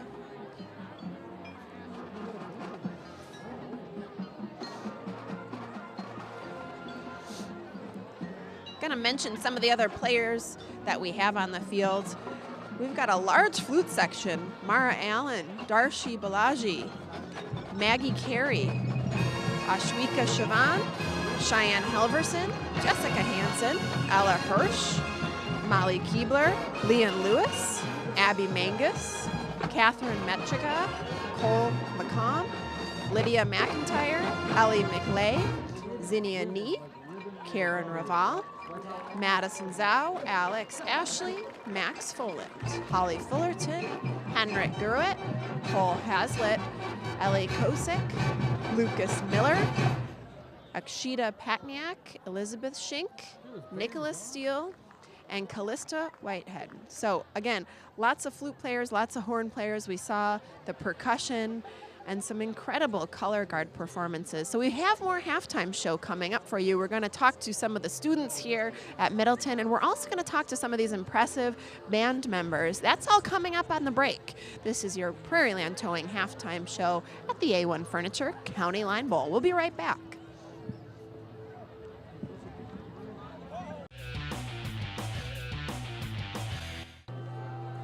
If you're just joining us here, this is the Prairie Land Towing halftime show at the County Line Bowl.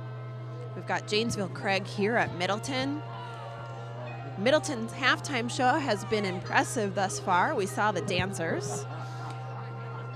We had an opportunity to catch up with some of those dancers earlier during our sideline reports. We talked to Coach Jackie Haugen and senior leader Gretchen Newcomb. They are gearing up for their competition season. They're active in their community.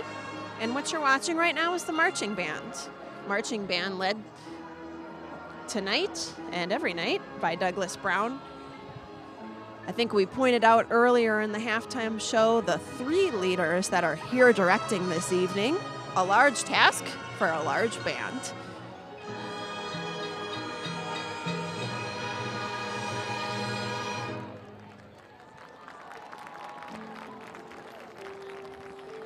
Hope you're noticing the dancers that you're seeing on field tonight. The dancers are part of the color guard, and they're certainly adding to this band performance this evening.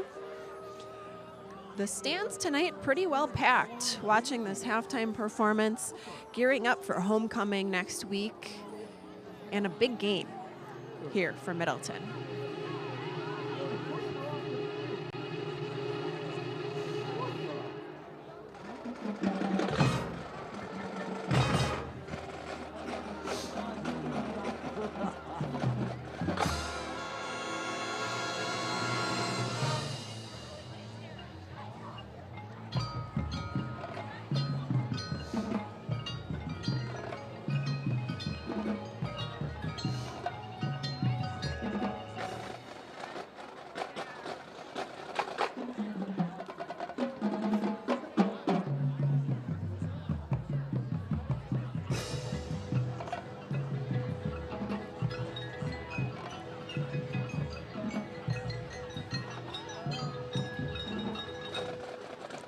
Good time to notice these performers, the color guard, as you can see, working alongside the marching band. We've got the drummers up front as they are coordinating with the color guard, and a large percussion section, as I pointed out earlier.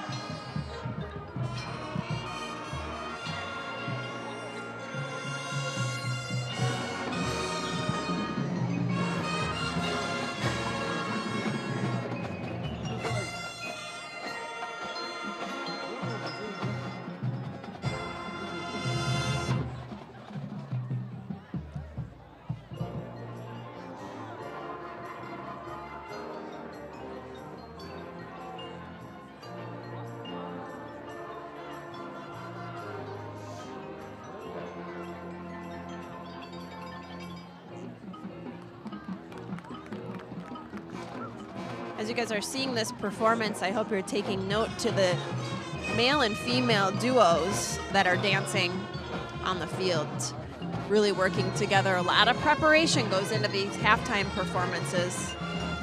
On-field prep, off-field prep. Again, the Middleton High School Marching Band, led by Douglas Brown. We're going to get the opportunity to chat with some of these folks on the band. Hope we'll get the opportunity to check in with Douglas Brown. And I got to correct myself. I think I said there was 3 band directors out on the field tonight. We've actually got 4.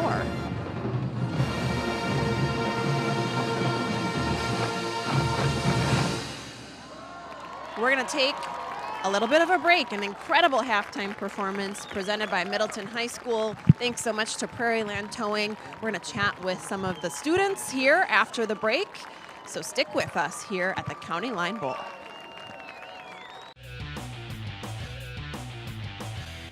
Hello and welcome back to our halftime show. If you're just tuning in, this is the County Line Bowl brought to you by A1 Furniture and Mattress. Of course, we get the opportunity to talk to some students here for the Middleton Cardinals. Thanks for taking a minute with us tonight. We appreciate it. I'm right in front of you, so I've had the opportunity to watch you guys cheer on your team, but why do you choose to come out here and support your fellow teammates, students? Well, we just have a lot of friends that are on the team, and we just come out to support them and just have a good time. It's always a fun thing to do and be out in the community and everything, yeah. Even in the cold. So I'm admiring your outfits tonight. I imagine there's a theme. What's your theme this evening? We are pulling off the grout fit look, so all gray. That's a new term for me, grout fit. Okay, what if I'm wearing all black? Outfit. Okay, yes. Feeling like a student here tonight. I want to talk a little bit about school spirit. I got to tell you, as I've been watching you guys cheer on your team, you've got lots of school spirit. Who do you think has more? You got Janesville Craig tonight. They're representing, but you guys are doing a good job. You think you got it? We think we got the best spirit in the entire conference. We are easily the loudest and easily the best, and this will be ours later. I love it. Well, there's a big trophy to give away here tonight. So far, you are in the lead. They're preparing to take it on. Thanks for taking a minute with us, and I'm going to continue to enjoy you guys cheering on your team. We'll be back with more of our County Line Bowl brought to you by A1 Furniture in just a minute.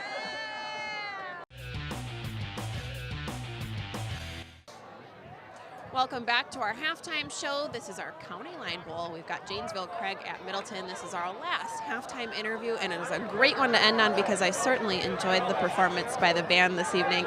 I've got Megan, Brandon, John, and Julian behind us. And Megan, you are the drum major, so the head drum major, all drum majors here, got a group. An incredibly large marching band, lots of great performances. Talk to us about just sort of what you were doing here tonight. Yeah, sure. So we have about 200 kids in our marching band and color guard. And basically our season is composed of, we rehearse throughout the summer and then a little bit into the school year, all with the goal of putting on a competitive season at 4 competitions throughout the year. We have already competed at 2. We placed second in our division at both of them, and then in a couple weeks we're heading to state. Lots going on, and well, there's a reason that it was such a great performance. One, of course, you've got so many great folks on your team, on your marching band, but also the practice and that choreography, it has to be pretty intense. Talk to us about that. Yeah. So for 2 weeks in the summer, like I said, we rehearse 8 to 5 outside, working on the drill, learning the drill, choreography, music. And then throughout the year, we also rehearse through the school day, some days, and then days like today when we have professional development and all the kids go home, we're out on the field working on our show. Well, we certainly appreciate it because it was great to watch. Thanks for all your hard work. Thanks for taking a minute with us today during our halftime show. And that concludes our halftime show. We're going to kick it right back up to the guys for the second half of the County Line Bowl.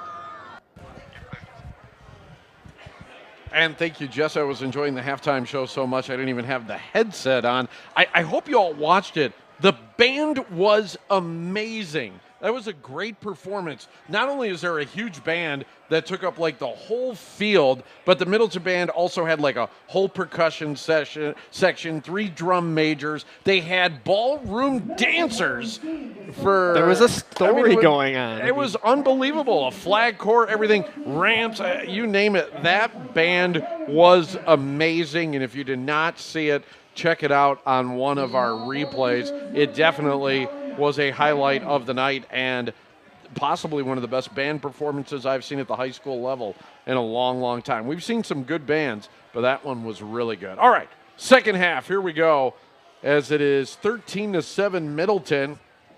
Cardinals getting the ball to start the second half, and the up man, that is Nick Krishak, who was taking it and got it to about the 30-yard line. We'll see the Cardinals go back on offense. They've been stymied a couple times they missed. They got lucky, an interception that wasn't, a fumble that wasn't, and Eric, we haven't seen this offense really, though, get untracked here tonight. Yeah, I'm sure Tim Simon is looking at what he did in the first half and, you know, some of those plays that maybe didn't work to the extreme that they could, or some of the plays that were very close to hitting. You're circling those coming back to them and starting to think, all right, let's click in the second half. We're in this ball game. We've dominated so far.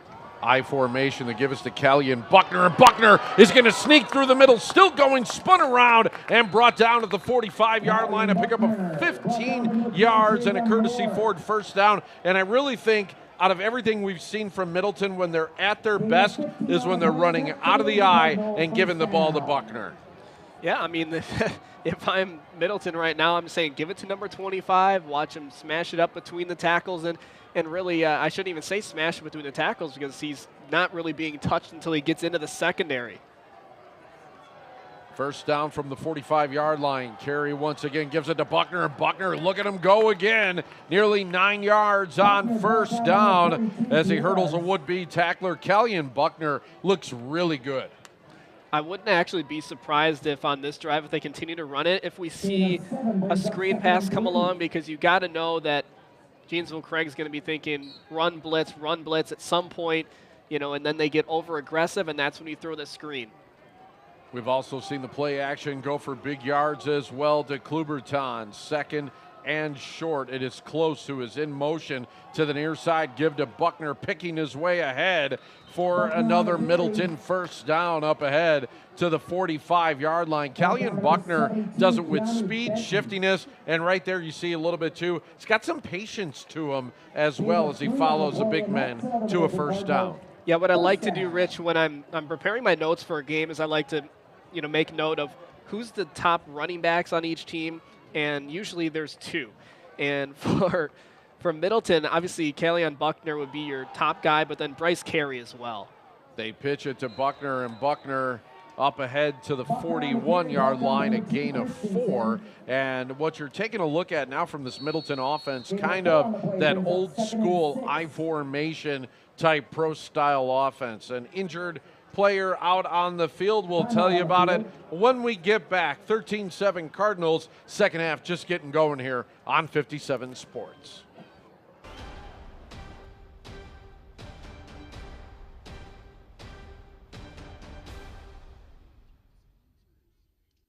Kobe Porter was the injured Cougar, and he is making his way off the field, walking off under his own power. That is good to see as the Cardinals back out on offense. First drive here of the second half.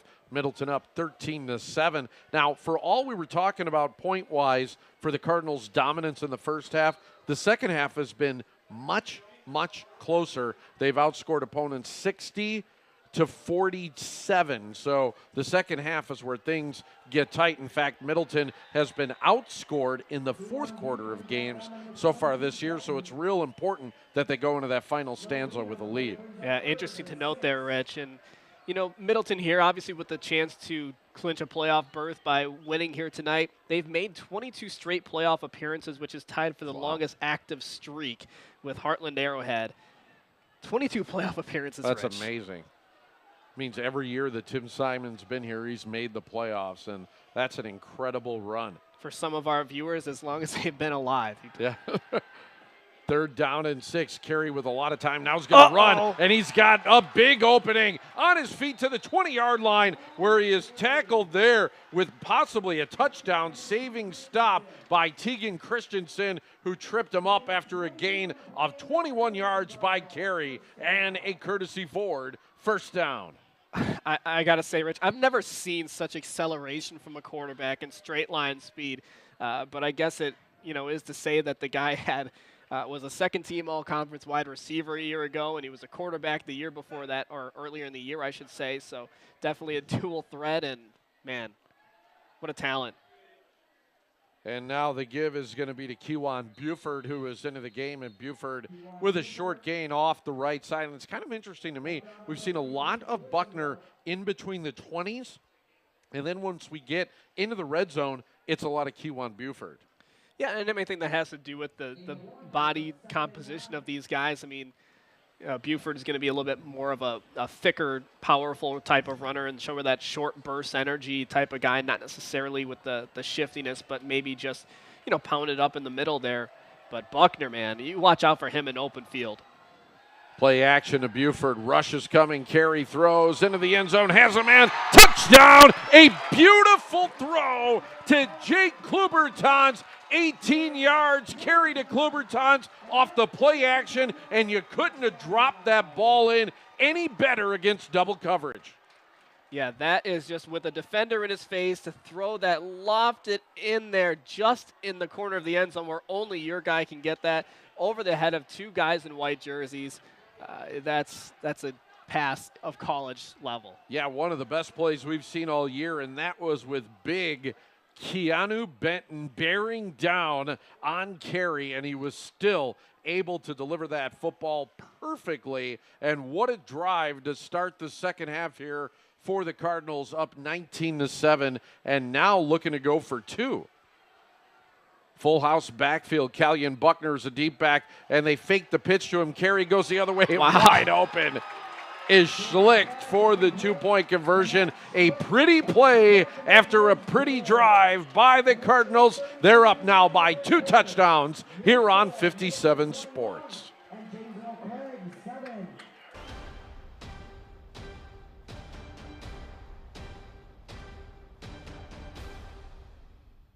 A beautiful evening here in Middleton, along with Eric Rogers. I am Rich Reynolds, high above Brighton Box Stadium in their beautiful press box.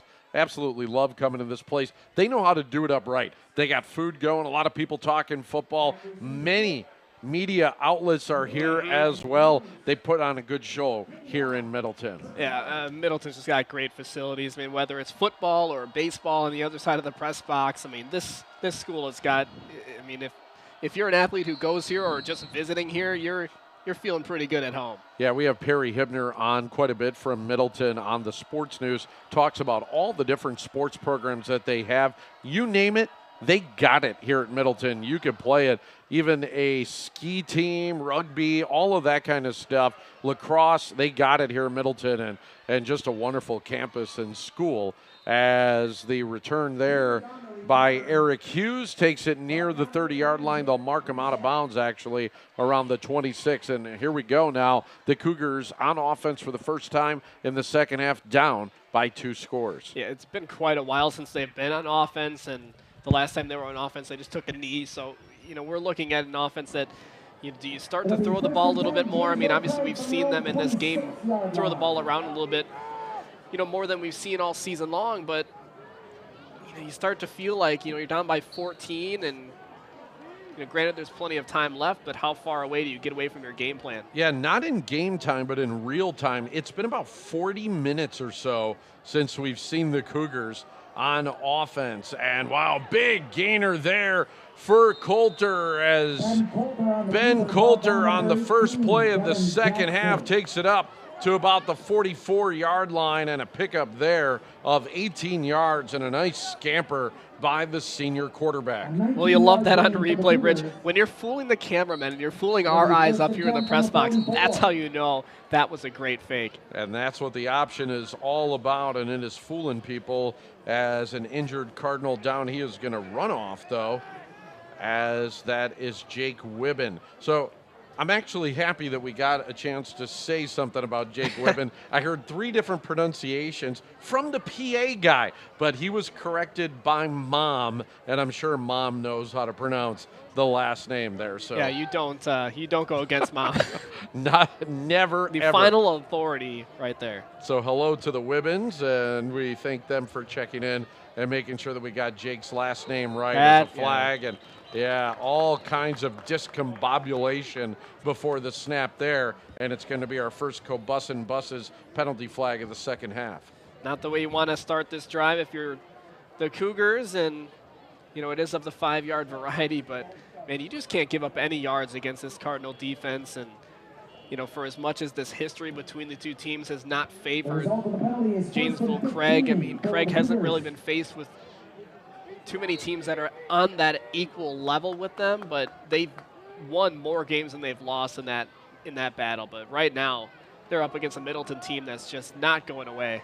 Cussmall's first carry of the second half is good for 7 yards. By the way, if you want to catch up with everything that is going on in high school football, check us out. Rich and Eric, on the Sports more News, of us. we do the Supercharged Foods football wrap-up, and we do that each and every week on the Sports News, again brought to us by Supercharged Foods. I'm sure we'll mention something about this game in that segment. Yeah, well, you might see that.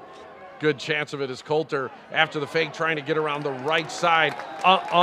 Staying home and setting the edge was Hunter Johnson, who was able to stop Coulter for a minimal gain, and it is going to bring up 3rd and long.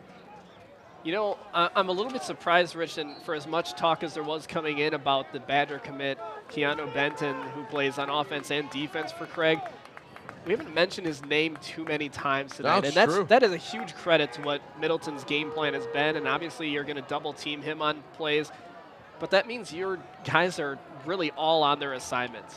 Yeah, I might have said it was Hunter Johnson. It was actually Ortez Lockett who made the big tackle, 3rd and long now, and Coulter's going to keep it pitching in the last second there. It looked like it went to Cussmall, but instead a great pitch and a good ball fake by Coulter. He gets it to Tegan Christensen and moves the chains on 3rd and long.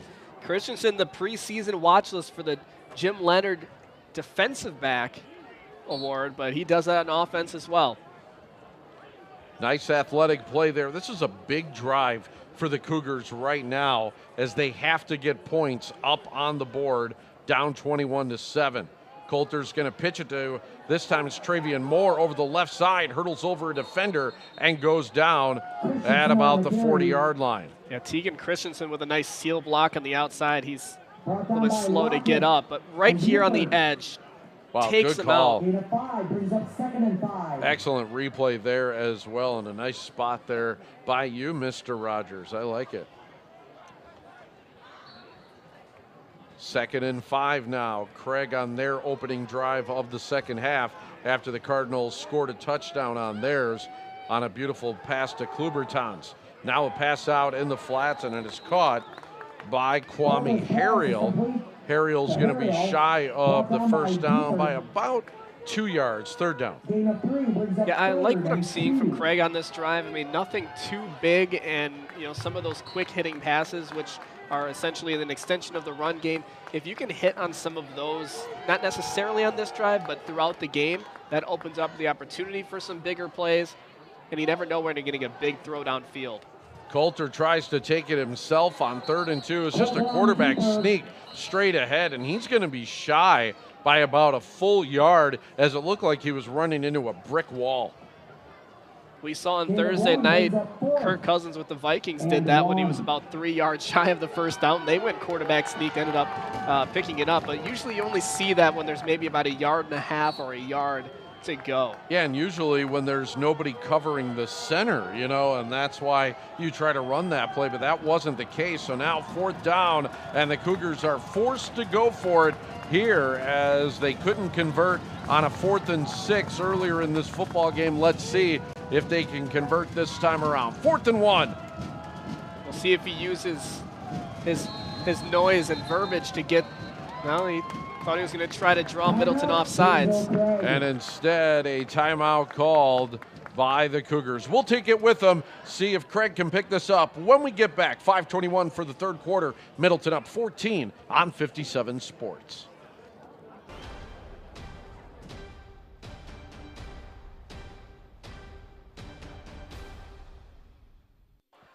Just a picture-perfect evening for football here tonight at Brighton Box Stadium. And our thanks again to A1 Furniture and Mattress for being our title sponsor. Please support them. Get your next mattress at A1 Furniture and Mattress, your premier mattress and furniture store. All right, big 4th down and 1 coming up right here, right now, as the Cougars have to have this one.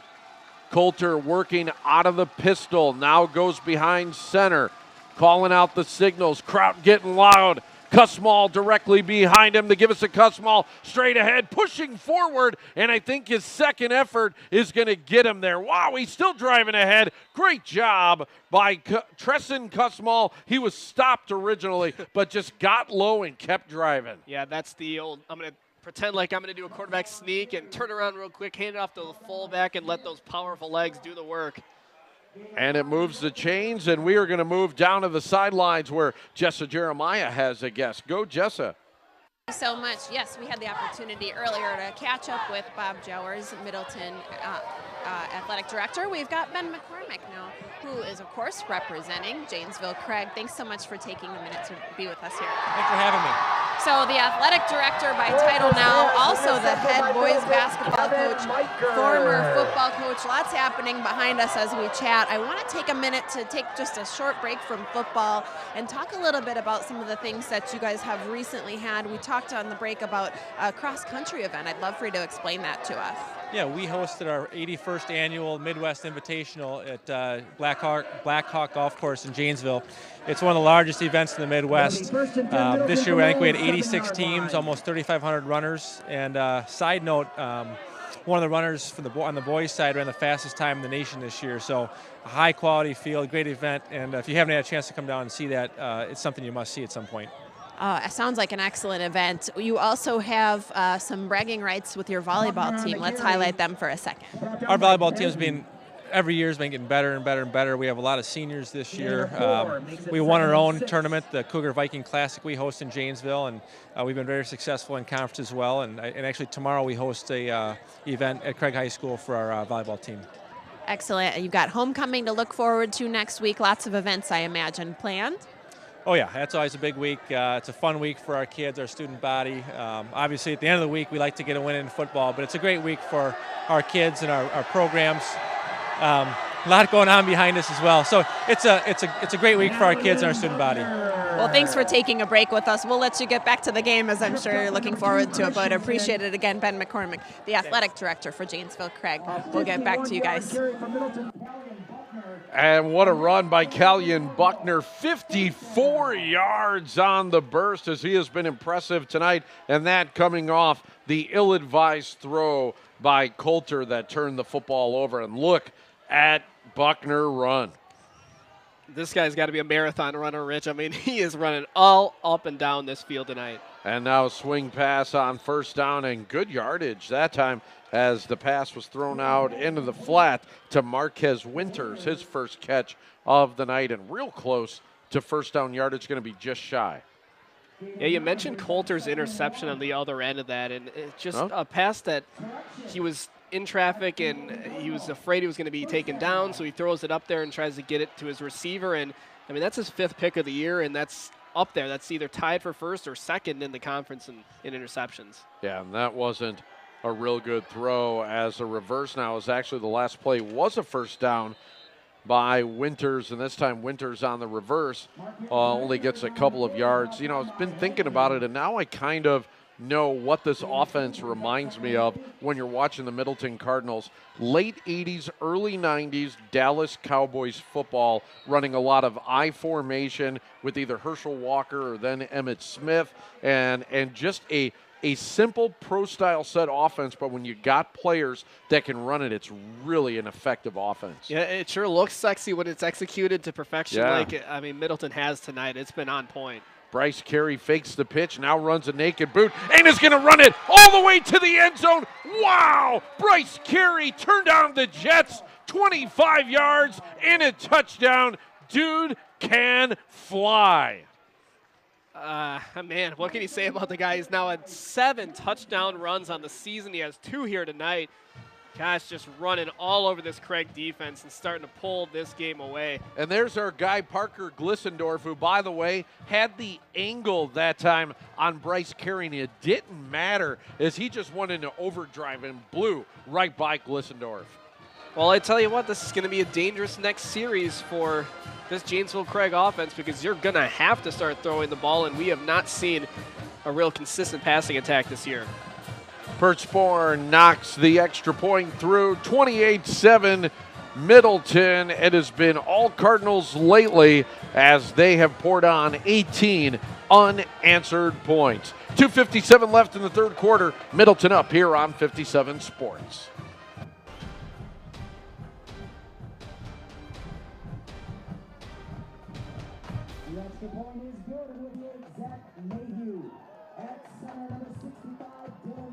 You know, the Middleton Cardinals are 2 possessions away from being undefeated on the year. They lost a 1-score game late to Verona and then lost on a Hail Mary to Madison Memorial to end a football game. I mean, otherwise, this Middleton team is undefeated, and you can kind of see why. They have some explosive athletes. Yeah, I mean, that's when you're looking at those 2 losses are the only 2 losses they have to teams above 500, and yeah, it easily could have gone the other way for the Cardinals this year, and they're looking at the top 3 and say, don't forget about us. Absolutely, as Middleton looking really good here tonight and looking to knock the Cougars out of first place in the Big 8. Returned by Hughes, a good one, but a flag thrown in the middle of all that back around the 21-yard line, and I got a feeling this is bad news for the Cougars. Well, I want to give you one note here, Rich. When we're looking at this offense that's going to come back out in the field, I didn't tell you this stat earlier, but only 3 receivers that are on this roster for Janesville Craig coming into 2017 have caught a pass. So of the players that have caught a pass in 2017, only 3 have returned to this year for a total of 4 receptions. Wow. So a lot of new guys out there catching balls, and really not a lot of balls caught until this game. Well, and they might have to turn to the passing game now as they're going to need a lot of points in a hurry. 28-7 is our score. When you're down 3 touchdowns and only this much time left in the game, hey, you're going to have to move the ball quickly. And this is just where you don't want to be if you're an option offense. Yeah, the Middleton Cardinals start smelling blood in the water, and they're starting to be ball hawks a little bit, getting more aggressive and trying to maybe undercut some passes, and they're saying, hey, we're watching for the ball deep, and obviously you want to keep the ball in front of you is really the only main goal right now. Pressure on that guy right there, and Ben Coulter. Coulter is going to swing it out to the left side. Nice move by Tegan Christensen. Another one as well, and then goes down on the far sideline and almost looked like it was going to be a face mask, but yeah, no face mask called as 2 players are down, 1 from each side, injured on the turf, both picking themselves up, but they might have to take a play off as the refs stopped play to get these guys. Yeah, now another one down. All right. There for Middleton. Well, why don't we go ahead and get them up off the field? We'll be back right after this on 57 Sports.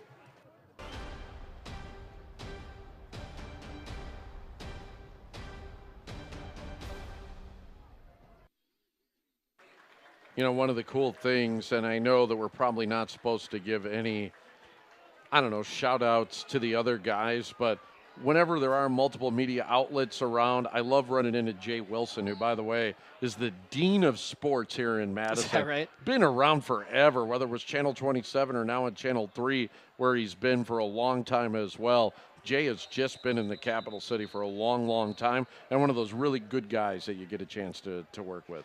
Well, he was, so just as a little background, that was kind of one of the sports entities that I kind of followed when I was just growing up in the area, and actually worked with them a little bit when I was first getting into this business, and Jay was one of the people who showed me around the station and showed me how it works, so definitely a good guy, and they do nice work. Yeah, absolutely. So nice seeing him here tonight. By the way, as long as we're throwing out thank yous, how about thank yous to some of our sponsors like Starian Bank, who gives out the Community Leader Award. That is before each and every game during the 10-Pin Alley pregame show, so big thank you to them. Speaking of awards, Dental Health Associates also gives out the Student Leader Award, so we thank them as well, and all of our sponsors each and every week who make this broadcast possible, including the Bank of Sun Prairie right now has given us this timeout. 3 locations in Sun Prairie and Cottage Grove. Get your Sun Prairie Strong Bank card today. The Bank of Sun Prairie, the right balance, member FDIC. And what a thing that was with that explosion that happened right before the start of the football season. I actually have a friend who lives downtown, lost everything. Her apartment was blown out. Luckily, she was able to get out way before that actually happened. So, unbelievable situation, but great to see how the community has rallied there in Sun Prairie. Well, this Cardinals team right now up 28-7 over the Craig Cougars. Just a little bit of background on Tim Simon, and we talked about giving the job, or eventually giving the job to Jason Pertzborn as head coach, co-coaching the team this year.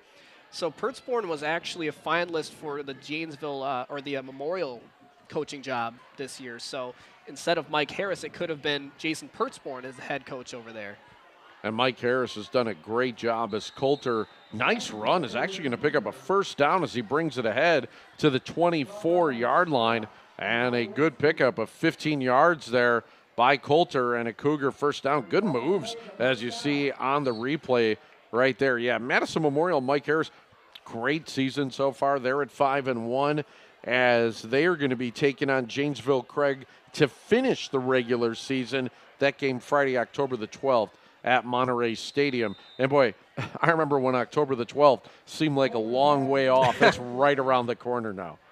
You'll be there before you know it, and then we'll have not only the last 2 games of the regular season after this one, but we'll have the 2 first rounds of the playoffs, and we'll be seeing the Spartans for at least one of those games. Yeah, I'm looking forward to that as playoff football here on 57 Sports. That's going to be pretty darn special. So second down and short. Janesville looking to get some yards in a hurry are the Cougars. The give is straight ahead to the fullback once again, Cussmall, and Cussmall will move the sticks. Another first down, but this grinded out offense, it's going to be hard to come back in this football game. I mean, it is working. You are moving the ball, but you've got to throw the ball a little bit more downfield. I mean, nothing has been thrown over 10 yards, at least not anything that's been completed, unless you count to the other team. Yeah. But it's just been tough sledding to pass the ball all year for Craig. Coulter throwing out into the flats. This time it is completed and pushed out of bounds is Magnus Jensen, the junior tight end, and good yardage on first down. Also very smartly stopping the clock. Yeah, I was going to say, I think he was trying to pull the defender out of bounds so that he could stop the clock. He knew it was going to come up short of moving the sticks, so you get out of bounds, stop the clock, and then obviously in high school sports, high school football, you move the chains and you stop the clock on that. Cussmall the carry once again. Good power running by Tresson Cussmall, who has himself another first down, and the clock will stop again as they move the chain. So Craig getting something going here despite the really bad field position to start the drive. Okay, let's say best case scenario, Rich. Craig closes this gap to 28-14, let's just say by the end of the third quarter. You're still looking at 12 minutes left, and you have 2 touchdowns to make up. Oh, and you're still on defense first. So they've got a lot of room to make up. Yeah, and the Cardinals have really been making them go the length of the field. There have been no short fields tonight, granted except for the one muff punt by Close back in the second quarter, which the Cougars were able to capitalize on for their only touchdown of the night. Ben Coulter is going to go down. One pump fake too many, and that time it's Jake Pavelski coming off the edge to get the auto color sack. Actually, it looks like it Check might that have been number Max, 9. yeah, Yep. Max Norris on the I tackle. thought it was 8. It's Max Norris instead. Yep, good call on that one. That 8 or that 9 looked a lot like an 8. When you're dragging the quarterback down like that, the jersey bunches up. I can see where you got that. Nice job by Norris on the sack, and a big sack there as it brings up second down and long. We'll call it 15 here as the Cougars in trouble. Might be the last play of the third quarter. Coulter throwing long, has his man out in space. What a catch by Travion Moore all the way down to the 20-yard line, and a gain of 38 yards. Biggest play of the night for the Cougars. Well, I gotta say, that was some athleticism to turn in the air like that, to leap up there, catch it at pinpoint, the top of the arc of the ball. And Coulter just letting it fly, as Moore makes the catch and just kind of stumbled on his own. Got him. Yeah, I tell you what, that might have been a touchdown. Instead, it's going to take us to the fourth quarter. Middleton on top, 28-7 here on 57 Sports.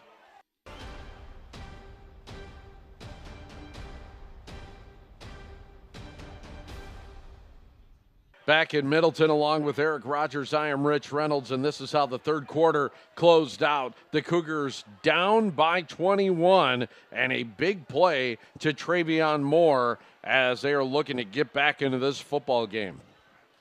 Well, 22 yards until you hit pay dirt here, and if you can do that quickly, maybe you look at, I don't know, it's really a surprise at this point, but if you can get an onside kick or a squib kick that you can recover, maybe some things go your way. Coulter gets it out into the flats. Nothing there. He got as a it's yard. Travion Moore as well. Okay, I'm sorry. A little more than nothing, as a good open field tackle brought Moore down, 2nd and 9.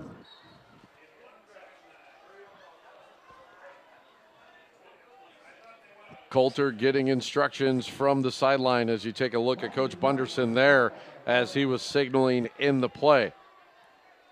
Out of the pistol once again. Wow, good look there at Coulter. Right up the middle, it is Kussmaul, and Kussmaul brings it ahead to about the 16-yard line, and it'll bring up 3rd and medium. Well, you know who's not out there right now is Keanu Benton, the offensive and defensive lineman that's just been a huge force all year for Janesville, Craig, and that tells me one of two things. Either he's getting tired or they're saving him for defense, so that you can stop this powerful Middleton offense. 3 wide receivers now for Colton. An interesting look, or Coulter that is. We don't see this much from the Cougars, and Coulter's going to try to take it himself over the right side, and he stayed on his feet to get the first down. I thought he was going to be dragged down, but instead Coulter with a nice job, and well, they might have marked him just short. So we take a look at the replay. Boy, it really looked like he got the yard to gain right there on the replay, and that might have been a bad spot as it's 4th down. Wow. Yeah, I have to disagree with that call and agree with you, Rich. Yeah. I did say earlier that I didn't think there was any stats that show Coulter running the ball, and I was just mistaken that I missed that stat. He did have 9 carries for 39 yards and a touchdown last week at Madison East. Coulter now on a big 4th down here. It's 4th and 1, and it's going to be a give to Kussmaul. Kussmaul, I don't know, down to the 10-yard line. The ball came out, and his knees had to have been down. Yeah, from where they're spotting it, it doesn't look like he has it. Taking a look on knees the down, replay, I'd say he's, but he never had the football. Away from that. That football came out, and it is Middleton ball as they stop him. A turnover on downs as Kussmaul lost the ball. You can't advance the fumble. I don't think that fumble was over the yard to gain anyways. And Janesville Craig is in all kinds of trouble right now. Yeah, that's a tough place to be because you just think all we need is, you know, a football's length to get the first down, and you can't even do that. You lose possession of the football, and how much ball security is at a premium in these games. And right now, it just this game's out of it now. Yeah, it really looked like they had the first down on the previous play, and I'm not sure why the spot was so bad, but it looked like they had the yard to gain the play before. Anyways, it is going to be Middleton football, and Carey looking to pass as right now the Cardinals looking for the dagger, and it's just out of the reach of Klubertons as the Cardinals, now they're not going to run the ball right up into the line. Carey airs it out. Yeah, I mean, you're going to go there for the dagger and see if you can't catch him by surprise and get down the field early. So to my point on the last possession was, whether Benton was going to be in on offense or defense, and he is there on defense. And usually he'll be, he's really big into that bull rush type of thing and getting to the quarterback. He nearly did on that play, but we have seen him use the swim move efficiently. So we'll see. He's a good pursuit to the ball as well. Give's going to be to Callian Buckner off the left side. Buckner with a short gain, and it is going to be 3rd down and long, as Middleton might be giving the ball right back to the Cougars, as they're really going to want to pick up this 1st down. Yeah, right now in hindsight, it's looking like maybe you should have picked up this 1st down before you start throwing it down the field, because now you're down there in dangerous punting territory, and if it's a bad punt, you're really looking at a short field for Craig's offense. 3rd down and 8. Carey stepping back into the pocket, airs it out. Kluber-Thompson's there, and right through his hands, popped up in the air. It hits the ground, and it'll bring up a 4th down. Look like it should have been a sure catch for Kluber-Thompson. One thing is for sure, Jessa is ready to go. Another sideline report. Here we go, Jessa. That is for sure, and I've got a great group of students here that have been cheering on the Middleton Cardinals. I have the opportunity of being set up right in front of these great students as they have sort of faced me, I facing them. Talk to us a little bit about why you guys are here supporting tonight. Yeah, it's so much fun to be out here with our friends and cheering on the players with this Middleton community. We're all seniors here, so it's so much fun being out here, cheering our seniors on for senior night. It's so much fun, and we love it out here. Good for you. And I want to point out, too, this is your phone, a pop socket, even supporting the Middleton Cardinals. So not only supporting here in presence, but also got it right on your phone. And tell us a little bit about your outfits tonight. Yeah, so the theme tonight is Grout Fit. For those of you who don't know, it means great outfit, and we love it because it's a comfort theme. Yeah, you're nice and warm here tonight, too. It's a little bit chilly tonight, but you guys are surrounded by the warmth and comfort of the support of your fellow students. We've got some flips for you that we're going to, literally, some flips, so show it off. Look at that. Does it get better than that here on the sidelines? A karate student, again, our folks here supporting the Middleton Cardinals. We'll get back to the game. Oh, man. Oh, he's still going. I got to tell you, that might have been the craziest no gain you have ever seen, as Ben Coulter might have ran 55 yards to get 0. I was thinking that's one of those last play of the game lateral type of moves, and instead, no, it's just I don't know if it was a broken play, but hey, can't fault him for the effort on that one. Swing pass out to Christensen, and Norris is there right away. And if we had a defensive player of the night, it very well might be Max Norris. Yeah, that's just that's great not even him. tackle, I saw him come in and clean that up. It was Kevin Miker on the tackle. He's made a couple plays anyway this game. He has an interception. Thank goodness for the replays. When I had looked, Norris was already there, but Miker with a nice tackle. 3rd down and long here. Coulter looking to throw, has a man through it just a little bit behind him. Probably still should have been caught, and instead Christensen drops it, and it's going to bring up 4th down. So, Rich, what you're telling me is not only is their memory fading, but the vision is going as well. That's what happens when you get old, you know. Everything kind of goes. It's all going at once, but I don't know. At least there's not too much of a change. My whole life, I've always kind of been We got to out get of you it. the readers, and pretty soon we'll get you the hearing aid. Get you a walker for your next birthday. You'll be all set. Thanks, man. Appreciate it. A lot of love right now I'm feeling. 4th down and 12. Coulter throwing out into the flats, and it's picked off. Miker is there, and he is now gone. Pick 6. Cardinals running away with this football game on the huge interception by Kevin Miker.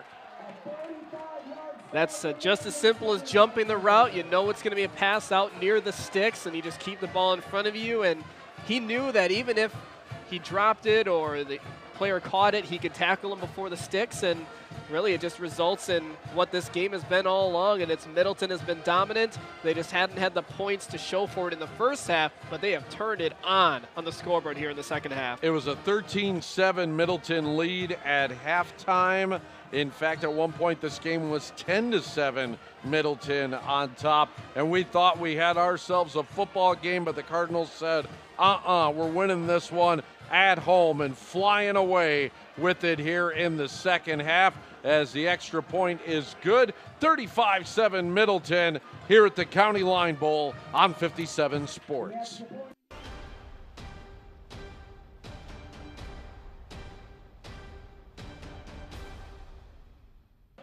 So 4th and long, and everyone knew that the Cougars had to pass, and the pass by Coulter out in the flats jumped right there. Kevin Miker, after that he did it himself, just turned on the Jets and beat Coulter to the corner and the end zone, and Middleton now up by 28. Yeah, what a great replay, by the way, just to slow that down right as the ball. I think that was actually also one of those where if it was on a more direct line, a little bit more of a laser, not as much loft to it, maybe the receiver would have had a chance, but that was just a heads-up play by Miker to jump that ball and take that one to the house and, you know, put on the Jets and seal this game up, because now you're looking at next week, really. And so next week, Middleton against Sun Prairie. That is huge in the Big 8 Conference. Where are we going to be next week?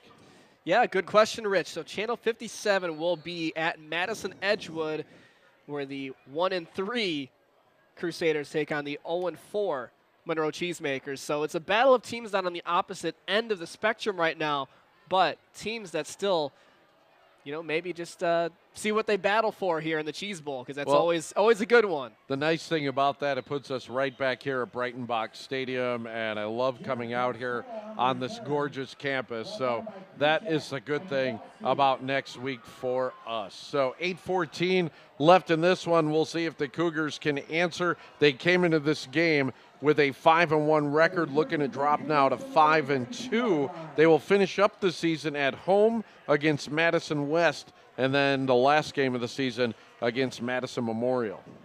Tough season stretch ahead, and, you know, really, if things fall their way, we could be in a 4-way tie for first place in the Big 8. Yeah, how crazy is that coming into tonight? It was Memorial, Sun Prairie, and Craig all at 5-1, Verona and Middleton at 4-2, all at the top of the conference, and all most likely playoff bound as well at Middleton. This will just clinch another playoff berth for them.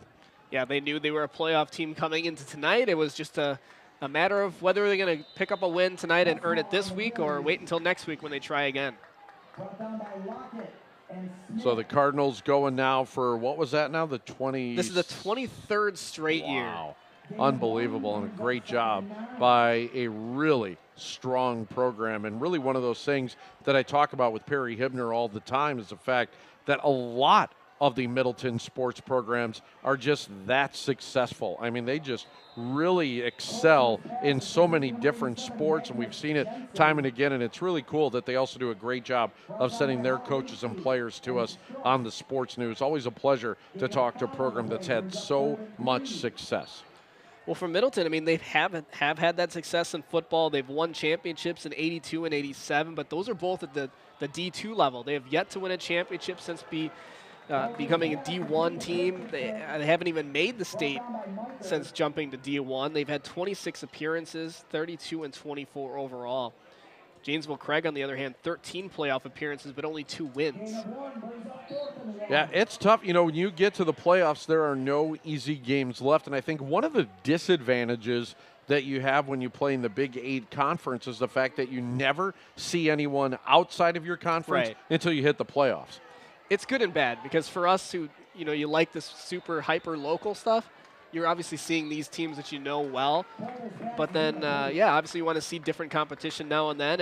And once you get to the state championship, you're not going to be playing these Big 8, you know, Badger teams again. Exactly. And, you know, sometimes it's hard to tell how you're going to match up with another team from another conference, and you're so used to playing just in your own backyard. But we're seeing more and more of that in high school football. I kind of like it when you have the out-of-conference games that are going on. But, you know, the way that this conference shakes down and the amount of teams that are in it, the only way that you could do it and still have out-of-conference games is if you were to split this conference up. Go 5-5 and then have some non-conference football games, but I don't think that's in the offing.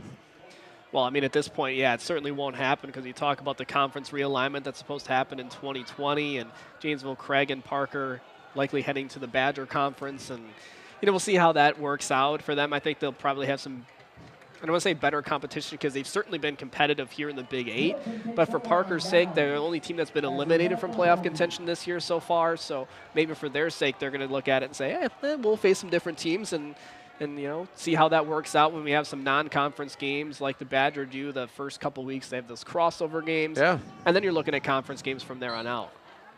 Meanwhile, the Cougars turning the ball over on downs once again, so the Cardinals take over with 6:43 left in the football game. And up by a bunch right now as a give is the Kewan Buford. We also are seeing a brand new quarterback in there as well, as the night is done for Bryce Carey, who did a really nice job. And the new quarterback is number 15, Drew Teff. Teff, a 5'9" junior.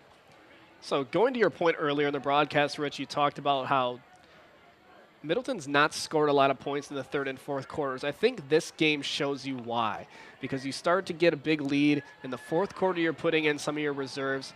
And whether they score or not, and the other team's trying to come from behind, so obviously they're scoring points. So you're playing from ahead. You're going to have a top-heavy, front-loaded type of game.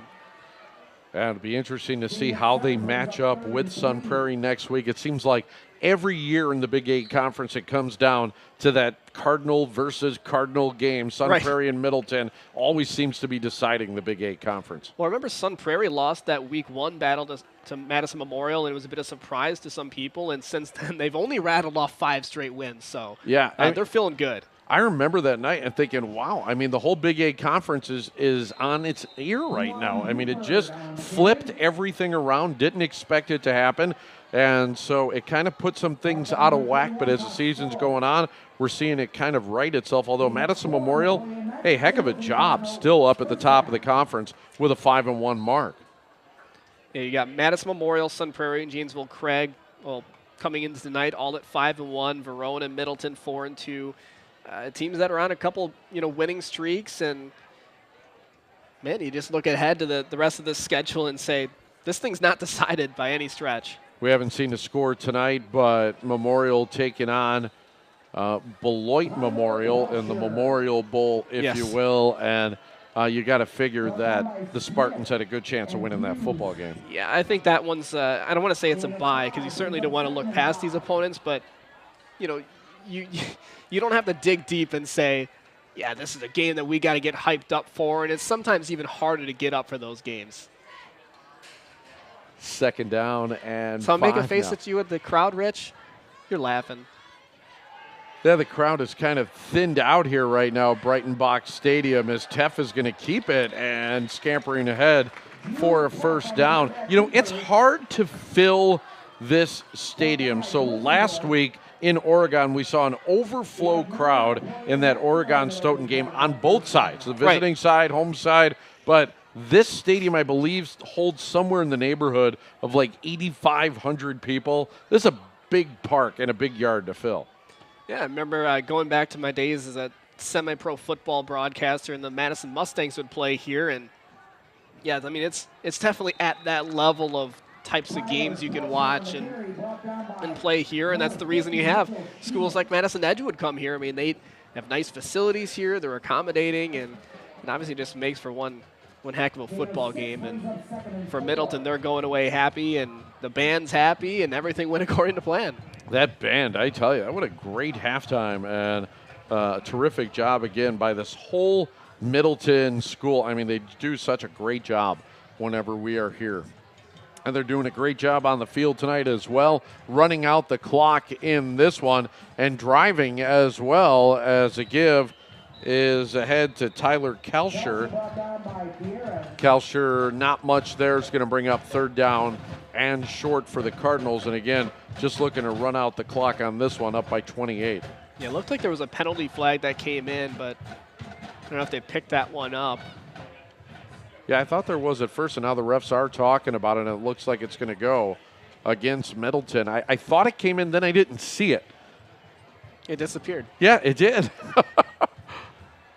And the refs are talking it over and now talking to Coach Punderson as well. But a great job, I mean, so far done by the Cougars this season. Again, they finish up with 2 home games against Madison West and Madison Memorial. You got to think possibly both winnable games. That Memorial game would be a really good one to check out at the end of the season right there before going into the playoffs. But one thing about Janesville, Craig, we've seen a lot of football teams this year. One thing that I think about them, this is a gritty, gutty team that's going to have to get a little bit more balanced on offense if they're going to be competitive. Because when you go up against really good defenses, if you're one-dimensional, it's hard to move the football. Yeah, it doesn't matter how good of a running attack you have when you're, not able to throw the football downfield and you don't really have that attack. And, take it from what Green Bay does. I mean, the Packers are, for as much as they say they want to run the football, they're one-dimensional. They throw the football and they throw the football some more. Going to bring up 4th down and 4 now as well. Before that, a holding call is going to be declined. So, yes, indeed, a 4th down and 4. And Middleton's just going to go ahead and keep the offense out on the field again, trying to salt this football game away. A lot of the crowd has gone home, on to do other things here on this Friday night as Teff lines up a pass, hits his man, and almost a touchdown. As stretching out for the end zone was Colin Sarah, and Sarah held just a yard shy of pay dirt. Yeah, maybe if you're him, you're feeling a little bit, I don't want to say cheated, but just like, you get those reps and they don't come very often, and you had your opportunity and you couldn't quite get in the end zone. So, yeah, you better believe these guys are fighting to get in the end zone. One guy who's loving it right now is Tyler Kalshers. He would like that football. He is the tailback, I formation. Kalsher gets it, driving ahead near the end zone, but just shy of the goal line as he spun around, thought he might have it, but he is stopped a half yard short. Well, I don't want to say you're just delaying the inevitable, but you're seeing some fight here from Janesville Craig. They're not just going to let Middleton waltz into the end zone. So now as the clock continues to run, maybe you get some points here and maybe not, but I think that's something that the coach is going to look at and say, you guys gave up here, but clearly not if you're Janesville Craig. Fighting to the end here as it is 2nd down and goal now. Teff under center. Again, Nick Kalsher. Kalsher driving forward, and this time he's into the end zone for the Cardinal touchdown as Middleton putting the cherry on top of this football Sunday that is here on 57 Sports. Great job tonight by the Cardinals. It's been a well-rounded effort for them. They had some threats through the air. They didn't go to it as much as maybe I thought they would, but just some absolute stellar running from the Cardinals tonight. And the scoreboard is going to look like it was one-sided, and maybe it was, but early on, this was a game that Janesville Craig had a lot of confidence that they thought at least we can compete with the Cardinals. In the end, it was just too much. And like you said, one-dimensional offense, it's not going to cut it. It was 13-7 at the half. It's now 42-7 Middleton here on 57 Sports.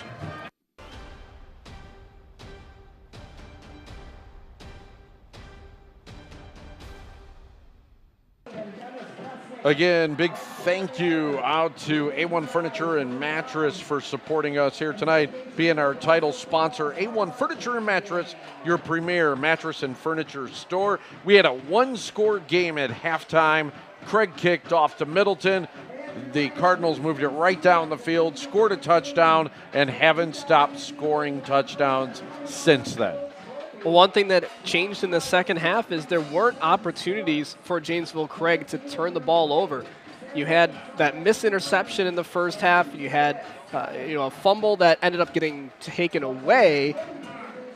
But aside from that, they took advantage of. Yeah, I mean the only score of the night for Craig came on a short field when they got the muffed punt, and that has been it. When they've had to go the long field against the Cardinal defense, they have not been able to do it, and that is the story in this football game. So once Perchborn kicks off here, We will have a running clock for the final $1.54 of this one. And remember to stick around. We will have the Rosen Nissan plays of the game coming up. And then after that, the trophy presentation as a muffed kick gets away from the Cougars. And the Cardinals are celebrating. They feel that they have the football. No signal yet from any of the officials out there. Waiting for word. It's Cardinal football. And that running clock just means that Middleton can take a knee and end this one. Great performance, especially in the second half by the Cardinals. Yeah, that was definitely the nail in the coffin there. You felt the energy kind of get sucked away from those sidelines over there. These blue helmets with the white jerseys were all lamped up coming into this game and in this second half, and certainly now. You just feel the defeat, and they're looking ahead to next week. The Cardinals will be as well, as they'll be hosting Sun Prairie next week in what very well could decide the Big 8 Conference. Clock running inside of a minute now as Teff pitches it out to Kalsher, and Kalsher inside of the 20-yard line, back down inside the red zone for Middleton. So we will have the Rosen Nissan play of the game, the trophy presentation coming up as well. All of that good stuff to stick around for here as another 30 seconds or so to go to put a wraps on it. Yeah, one thing that I think Janesville Craig learned tonight is that offense has got to change if you're going to win games moving forward. And maybe it was a bad thing that they had Middleton this late in the year, because it might be too late to change and adjust to that change and then be playoff bound, because this team that's in the playoffs, it can't be what it has been in the first half of the year if they're going to beat some of these teams that are on equal par. Because as we saw tonight, the passing game is very important. There go the final seconds of the County Line Bowl. Your winner, the Middleton Cardinals, 42-7 over Janesville Craig. All right, we are going to wrap this puppy up as we send it down to Jessa Jeremiah. Take it away, Jessa. All right, thanks so much. Well, I have certainly enjoyed the game here from the sidelines. Had lots of great interviews tonight. Enjoyed a good game. Great group of crowd out here tonight as folks are cheering on the Middleton Cardinals. I hope they stick around for the post-game show. We're going to hand out this big trophy. I also hope you stick around. It'll be a lot of fun. It's the A1 Furniture and Mattress post-game show coming up after the break.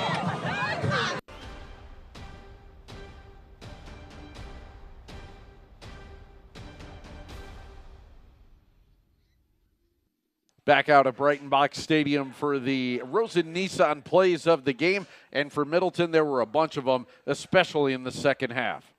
There were, and some missed opportunities led to turnovers and staring them down after the touchdown. Bryce Carey, who had a couple of touchdown runs and was really impressive here tonight. This was a big break as the game was still close at this point, 10-0 Middleton. A muffed kick there by Close, and then Janesville Craig able to convert on a 3rd and long, and then getting into the end zone for their only touchdown of the game, and that happened right here on a nice pass in what it was a 10-7 football game there, and that was only 13-7 at halftime, but after that, it's when Middleton really started pouring it on. Yeah, after Buckner was just amazing, running the ball, catching the ball, and you see him pounding up the middle there and getting big gains, not going to the ground. I mean, that guy is just all effort. Yeah, Callian Buckner put on a show tonight, as did Bryce Carey, who could really run. I mean, you talked about that top line speed. Once he's going straight, I mean, he's going fast. Yeah, if I'm and this throw, wow, the throw of the night and one of the best throws we've seen all season. You know, he's not a guy that gets a lot of talking, but gosh, that guy has just got accuracy. He's got power and speed. An athlete himself that was wide receiver last year. So, gosh, this offense for Middleton has just been dangerous.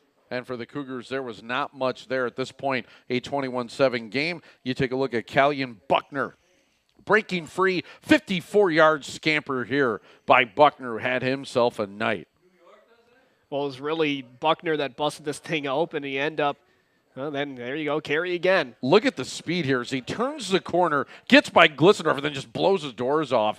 As Glissendorf had the angle, it didn't matter. Bryce Carey was just that fast. Yeah, I hope he fanned off his shoes after that run, as I think they were on fire. Just the guy's speed melting his shoes. Max Norris with the sack there, and then Coulter airing it out. And this was a big play right there, but it was Moore that ends up falling down all on his own. That hurt. Then Coulter back the other way. The pick six as Meichner takes it to the house. He turned on some speed as well as he beat Coulter to the end zone, as Middleton able to run away with this football game. The final touches there on the Kalsher touchdown plunge, and that led to our final score of 42-7. So Middleton, a winner, sets up a home game next week against Sun Prairie, which very well could decide the Big 8 Conference. Absolutely, and 23 straight playoff appearances from Middleton. Well done for them. You have co-head coaches this year. That's the only thing that's changed. Same result they've been expecting coming in.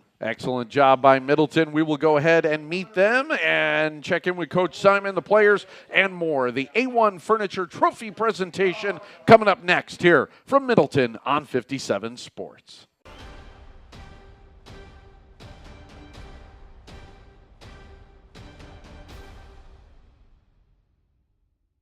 All right, welcome back to the County Line Bowl, brought to you by A1 Furniture and Mattress. The excited Middleton Cardinals are joining us with the victory. We're so happy to present our post-game show.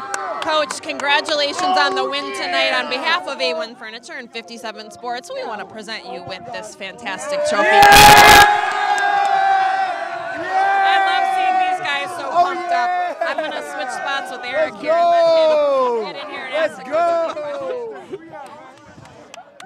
Tell you what, we get absolutely buried here. The band is going. You got the cheerleaders out. The guys are pumped up. That was one heck of a second half. Coach, we had ourselves a game at halftime, but you guys came out and really turned it on in the second half. What'd you say to the guys at halftime? Well, at halftime we said, listen, we played a pretty good first half, but we made a couple mistakes out there. We can get a lot better. We got to finish the game. So the main theme was finish the game and finish the second half, and I think the guys did that. Absolutely. Yeah, we were talking in the booth about some opportunities missed by Janesville Craig in the first half, and then there really weren't those opportunities in the second half. So was that just a lot of line play that cleaned that up, or what were you kind of looking at? Yeah, I think two keys were our offensive line got a great push. We were able to take some time off the clock, obviously a couple extra scores. Our defense gave them a couple third and longs, and that put them in uncomfortable situations.